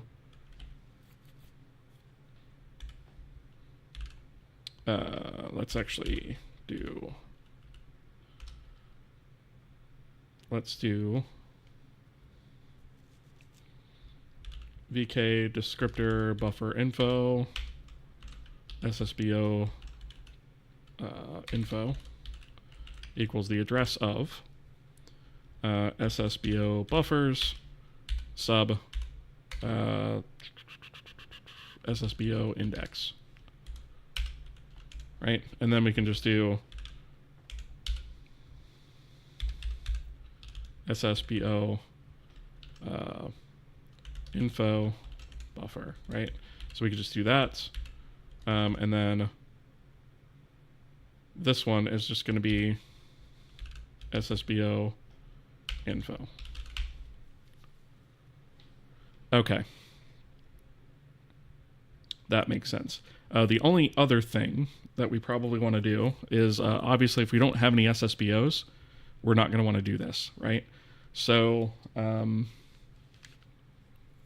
I think what we'll do is we'll just do a set state SSBO binding count. Then we'll do that. If we don't have that, then we'll just set it to 0 and call it a day. And this will never get triggered if that's true. Okay, so that's that. And now we have to do textures and the sampler. Okay.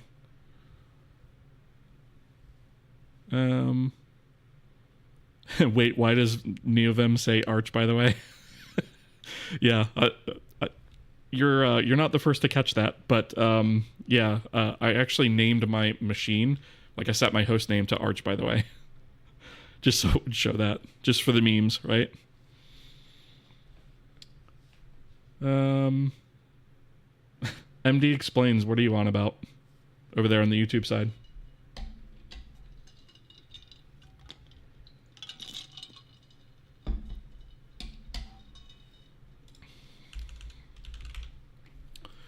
Okay.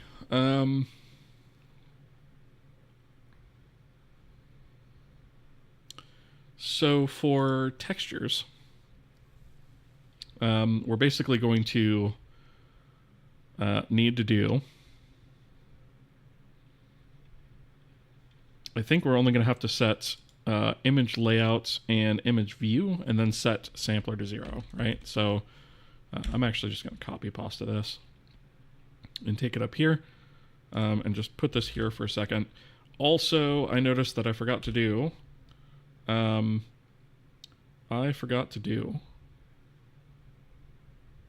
wait, where is it?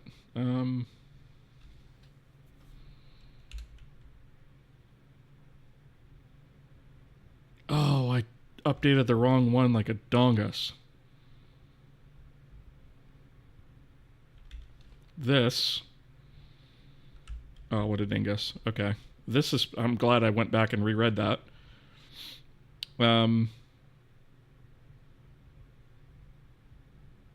Okay. This is actually supposed to be,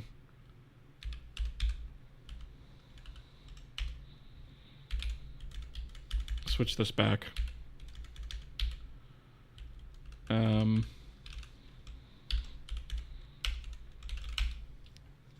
Okay. This is the one that's supposed to use the SSBO info, right? So we can put this down here. This is supposed to be, oops. This is supposed to be SSBO info arrow offsets, and then range, and then SSBO info. Right. Okay, I was going to say something here didn't look correct, and I updated the wrong one. I'm glad I caught that now. That would have been nasty. Okay. So for the image, we essentially need to fill out the... We need to fill out this guy, right? So the descriptor, the descriptor right. So we'll just do...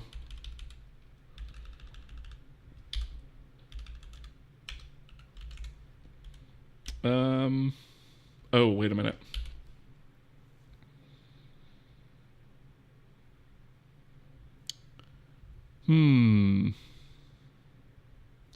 So this one is actually going to be looking for, if we take a look here,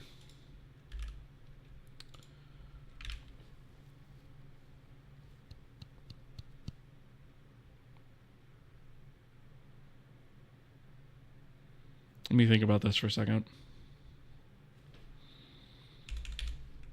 So we need a separate descriptor for each one of these. I had forgotten about that. We need a separate descriptor per sampler, and we need a separate descriptor per image, which is essentially what is going on here. Okay, so that's going to be a little bit...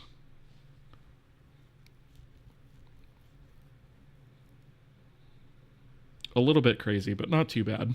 Binding index type. Okay, so... And then we just have an image info sub I. Okay. How do I want to do that? I probably ought to set up...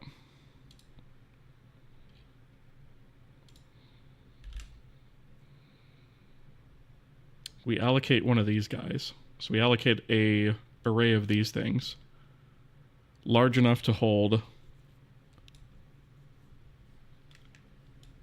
enough for all the samplers and images across the whole thing. So this, I think, is a good direction to start in. We're going to have to put that right here next to SSBO buffers, right? So it's going to be kind of the same idea. But we're going to do, let's actually put this here. We'll do U32 sampler and image counts. And we're going to say equals. And then we want to use the set state. I guess we could do texture binding counts plus set state sampler binding count, right? And then we use that to allocate an array of these things, which we can then index into. Let's put this up here with that, and then we'll do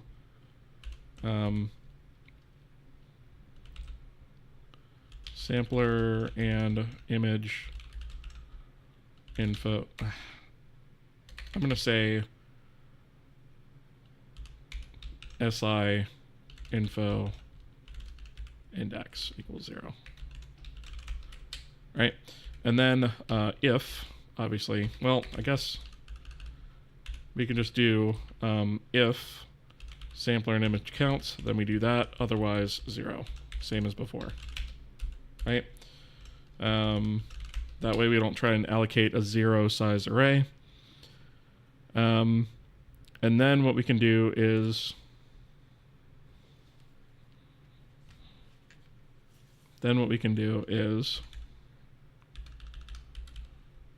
we can grab this by doing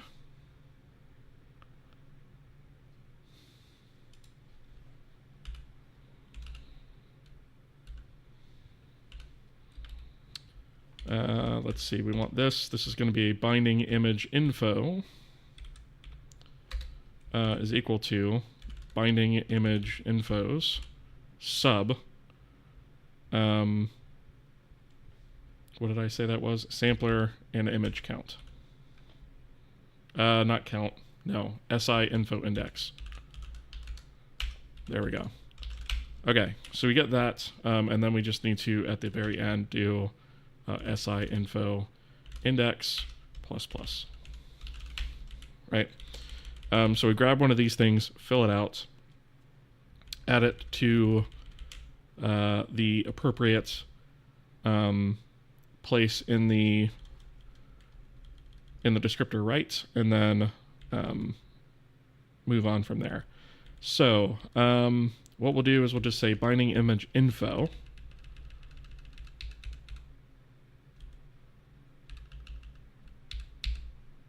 Right? So we'll use shader read-only optimal, obviously for the image layouts. That I think needs to be an arrow. And then we'll obviously need to get the image view. So how do we get the image? Well, we have a state that is somewhat similar to how we get the SSBO state, right? So we have use state, and then we have texture states, and then we have sub binding type index, and then here we actually have texture handles. But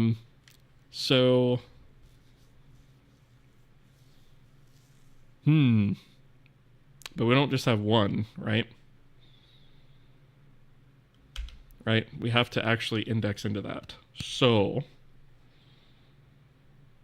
because we can have multiple images, right? Depends on the type of texture, right? We can either have one texture or we can have multiple textures if it's a texture array. So, we may actually need to do a loop here.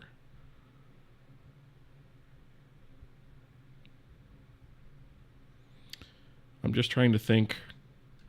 So we're going to have to include this in the loop.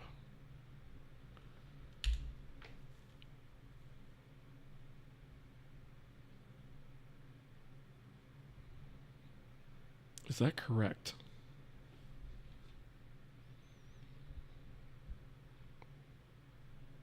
Because this actually is just the binding count. But we actually need a descriptor.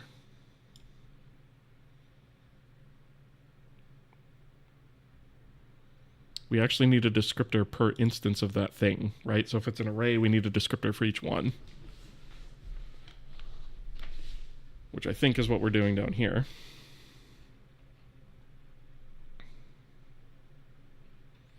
Where was that? Image is from here, right? So texture image count, right? Blah, blah, blah. Here we go. Resource handle. And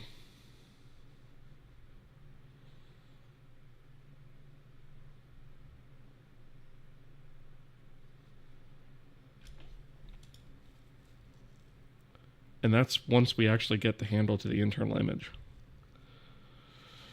Okay, so there's actually a couple steps with this. Samplers are a little bit simpler.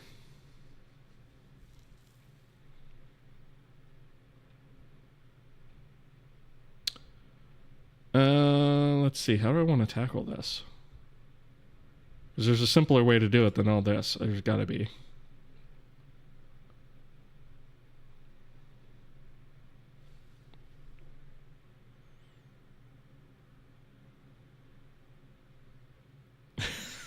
You have to push up the glasses when saying it. Yeah, good point, Sulfoam. Arch, by the way.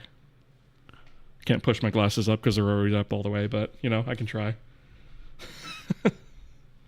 How are you, by the way? How are you doing?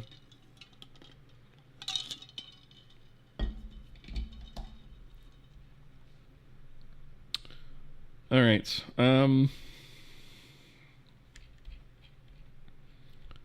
Let me just see. So we have binding descriptor count.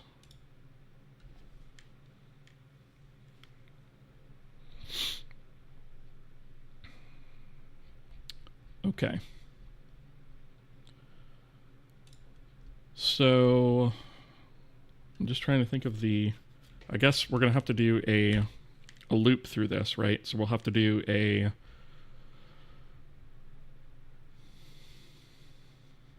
use state texture states. Actually, you know what? Let me not do this twice. Let me pull this up here.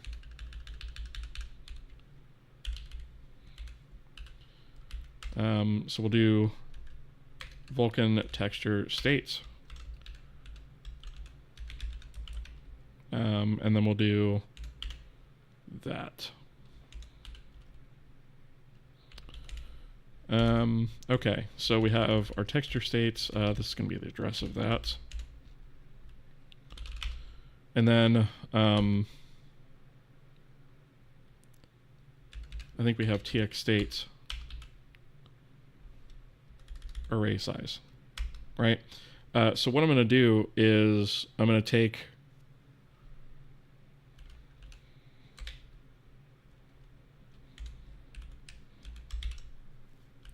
a U8 array size is equal to, and I'm going to do a k max between this and 1. And the reason I'm doing that is because that way, if array size is 0 or 1, it will always be 1. And if it's anything greater than 1, it'll be that, right? So I'm covered in the case that this is ever set to 0, in case I like forget to set the array size in the instance that we have a binding that's just a single texture and not actually an arrayed texture. So it just kind of covers me either way. All right, and then I can do a for. We'll do a U8. I guess I'll just do t on this equals 0. T is less than array size plus t. And I'll take all of this stuff, including the SI info index, and put that inside that loop, right? I'm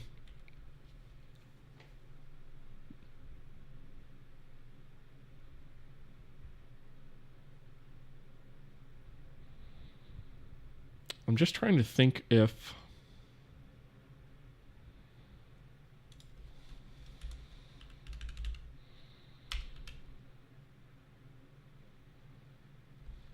yeah, descriptor count we haven't handled either.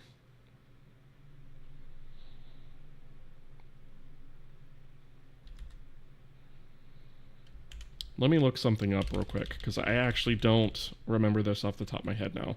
So VK descriptor image info.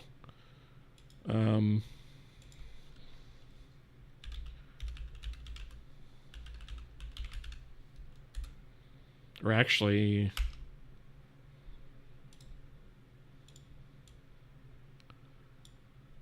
this is a sampler image. No, that's not actually the one I want. The one I want is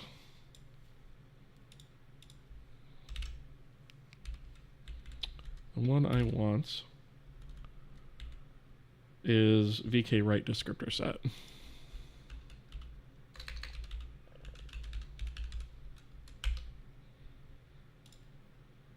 Okay. Because I want to look and see.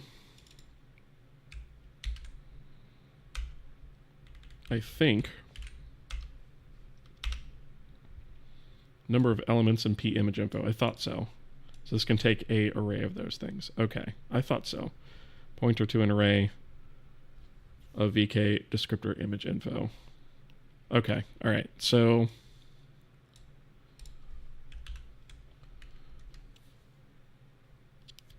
this is going to wind up being, we're going to have to kind of keep a separate, almost like sub array of this per binding. So I guess what we really want here, we don't actually want enough for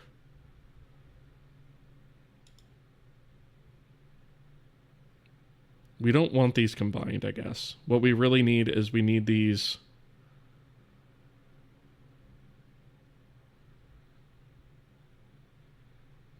per individual binding.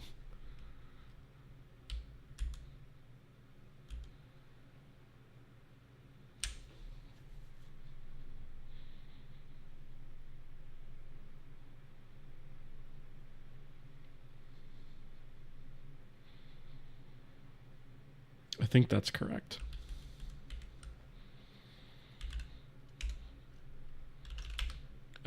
So I guess what we'll do is we'll do binding image infos, and then we'll do a separate one of these, which will be binding. Let's do binding texture infos and binding sampler infos, right? We'll just use them separately. And then instead of sampler and image count, we'll just do set states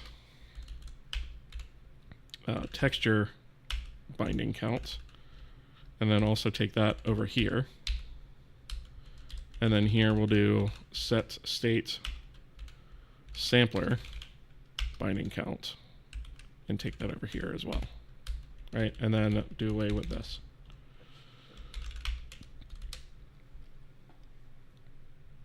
And then SI info index will actually wind up. I'm just going to delete those comments. I don't need them. So I'll do a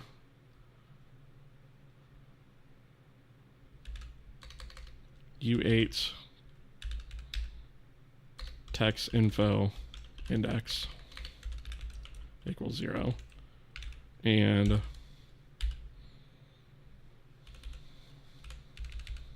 samp info index. And then here, as we're looping through this, I'll do, since this is textures, text info index ++, right? And then I can go here and do binding texture infos text info index.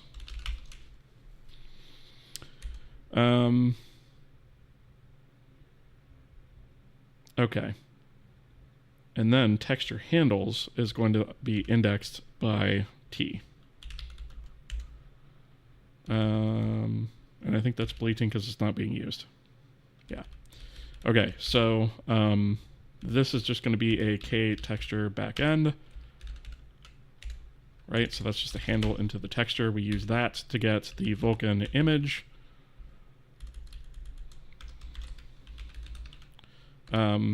And so that's going to be the address of context.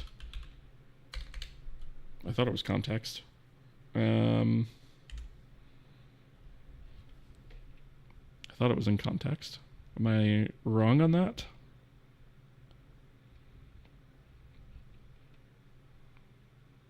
Texture images. Oh, right. Okay, I guess that makes sense. In fact, I'm just going to actually do... That's actually what I want. Okay.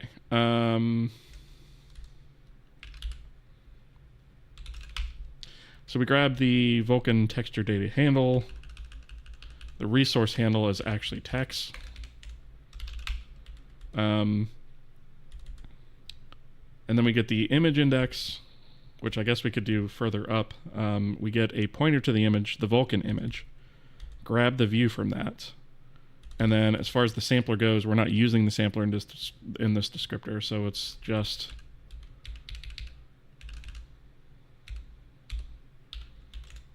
zero, just to make sure that it's set. Does this actually have a S type? Is the only other thing. It does not. Okay. All right. So that actually should cover us. Okay, so that's binding a texture.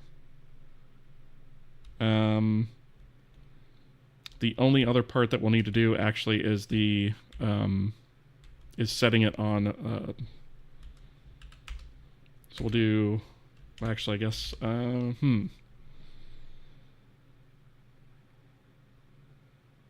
Yeah, it'll be desk set. And then p image info, and that's going to be binding texture infos. What doesn't it like about that?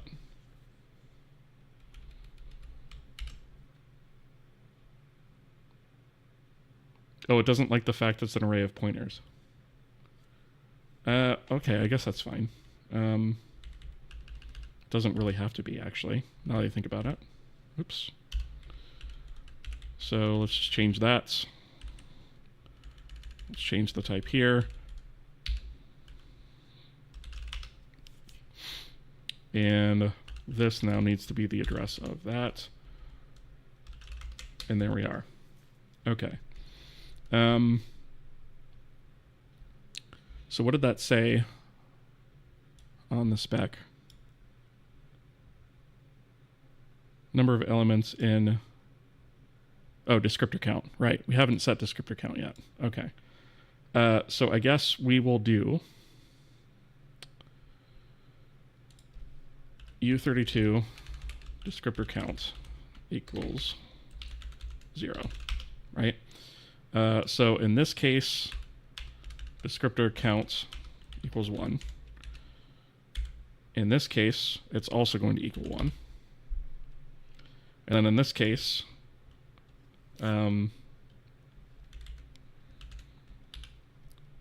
descriptor count is going to equal array size, right? And then down here, we can say descriptor count equal, descriptor set descriptor count equals desk count. So now we have the image info array here. We have the count, which is the array size. That should be, I think that's everything. Okay. So samplers are going to be somewhat similar. So I'm actually going to take this and use it as my template for samplers rather. Oh, I didn't want that there. I wanted that here. Okay. So we have, instead of Vulkan texture state, we have sampler state. This is going to be sampler states, and this is going to be that's okay. Why is that bleating?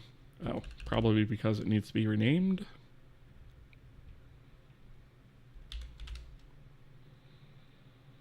Redefinition. Oh, because I didn't scope either one of these because I'm a dingus.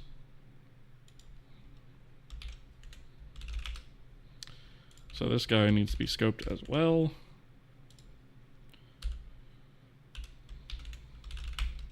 Okay. Now it's not an issue. I am going to rename this though to that, I guess.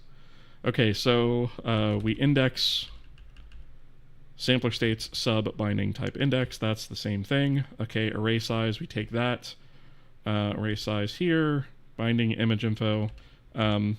So this, we actually want to do binding sampler infos. And then we want to use samp info index instead, right? And we also want to do that here as well. Okay, so k-texture backend, and this is going to be k-sampler backend. And then this is going to be sampler states sub sampler handles. So sampler states sub binding type index, sampler handles sub t. Texture handle data. This is actually going to have to be, I think we have a sampler handle data. So this is going to be sampler. And I'll rename some of these things here in just a second. I don't think, does this one actually, no, this just has a single sampler, so we don't actually have to do this image index poop. So these, I think image layouts for samplers, what did we do for that? I forget.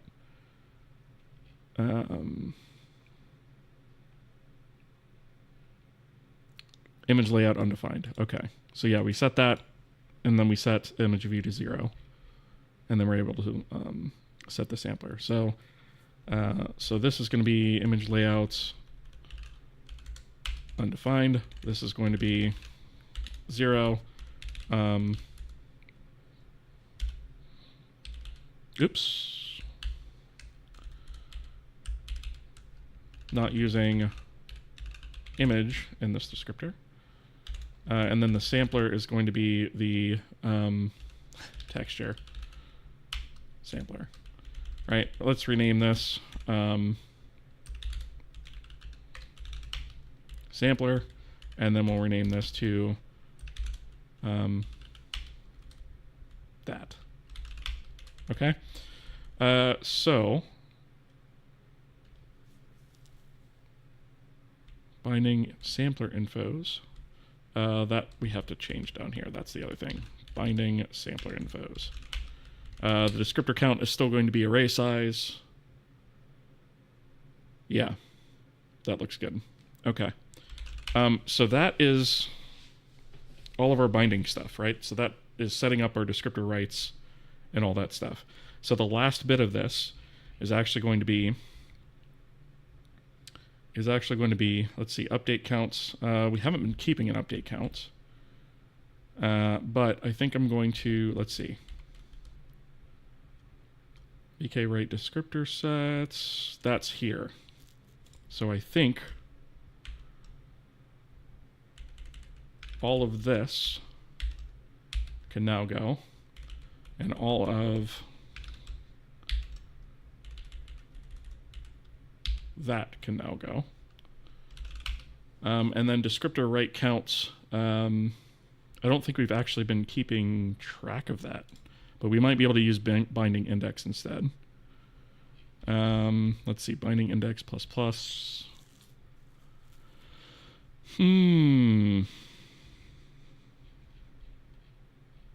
Yeah, I think we can use binding index for that. I don't think we need this for now. I think we can just say binding index, right?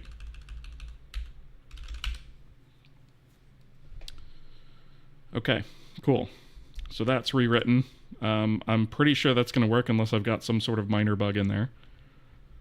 Let's see. Okay, so bind descriptor sets is going to be the last piece of this. And so this was still tied to the frequency state, which is obviously not what we want to do. Didn't we actually have the descriptor sets here? Yeah. So this is actually going to be the same thing here. So we'll just put this there. And cool. That is updating and binding the descriptor sets based on our new way of doing things. So that's quite a bit lighter actually. You can still see our ratio of adds to deletes here is still pretty crazy. Okay, so I think this is actually where I'm going to end it for tonight. This is a pretty good stopping point, I think. Let me just, I guess, check. Yeah, I've got some issues in some other header files, but I think I'm going to go ahead and actually all the issues are in other header files. So likely that's from where I've deleted some of the types I'm not using anymore. So I'll go ahead and fix those probably offline. I think we're just about at the point where, so the only things we have left to do, if we take a look at our list real quick before I end.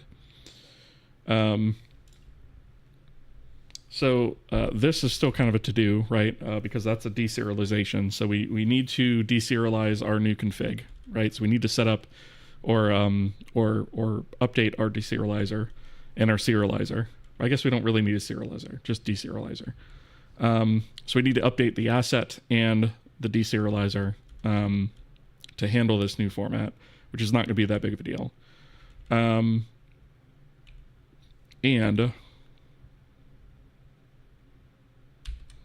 so this is actually done. This is done. So is this and this. And then setup and shader config. Okay, so I'm going to leave that undone because that is serialization. I might try to get that done before the next stream. We'll see. we'll see where I land on that. I don't know exactly if I'm going to get it done, but I'll try, you know. We'll see where we land on that. Yeah, I think this is a really good place to end it, though, because I did get through most of the stuff that I wanted to get through. I knew that we weren't going to be able to actually have it running tonight, and that's okay. This is you know, more than good enough, I think, for tonight. This is a good place to stop. So I'm gonna look for somebody to raid. If you guys haven't already, I would really appreciate a follow, either on the Twitch side or the YouTube side, or if you're so inclined, both. I'm trying to grow the channel and get more people into doing this stuff. So any and all follows I greatly appreciate. And thank you guys so much for joining me. I really do appreciate it. Let me just find somebody that is maybe doing something. I would like to see if we can find something that's kind of similar to what we do here on the stream. If not, there's a couple of other things out there I can do, but I just like to look and see if there's something at least related first.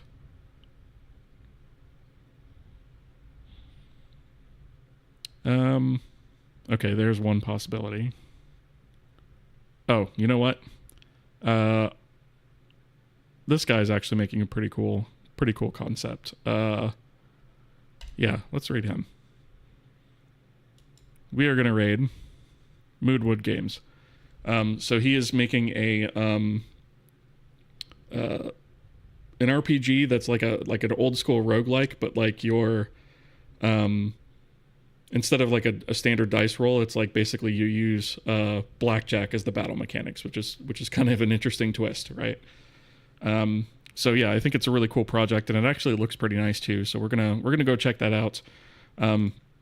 And yeah, thank you guys again so much for being here. I appreciate you guys, and I will see you guys on the next stream. See ya.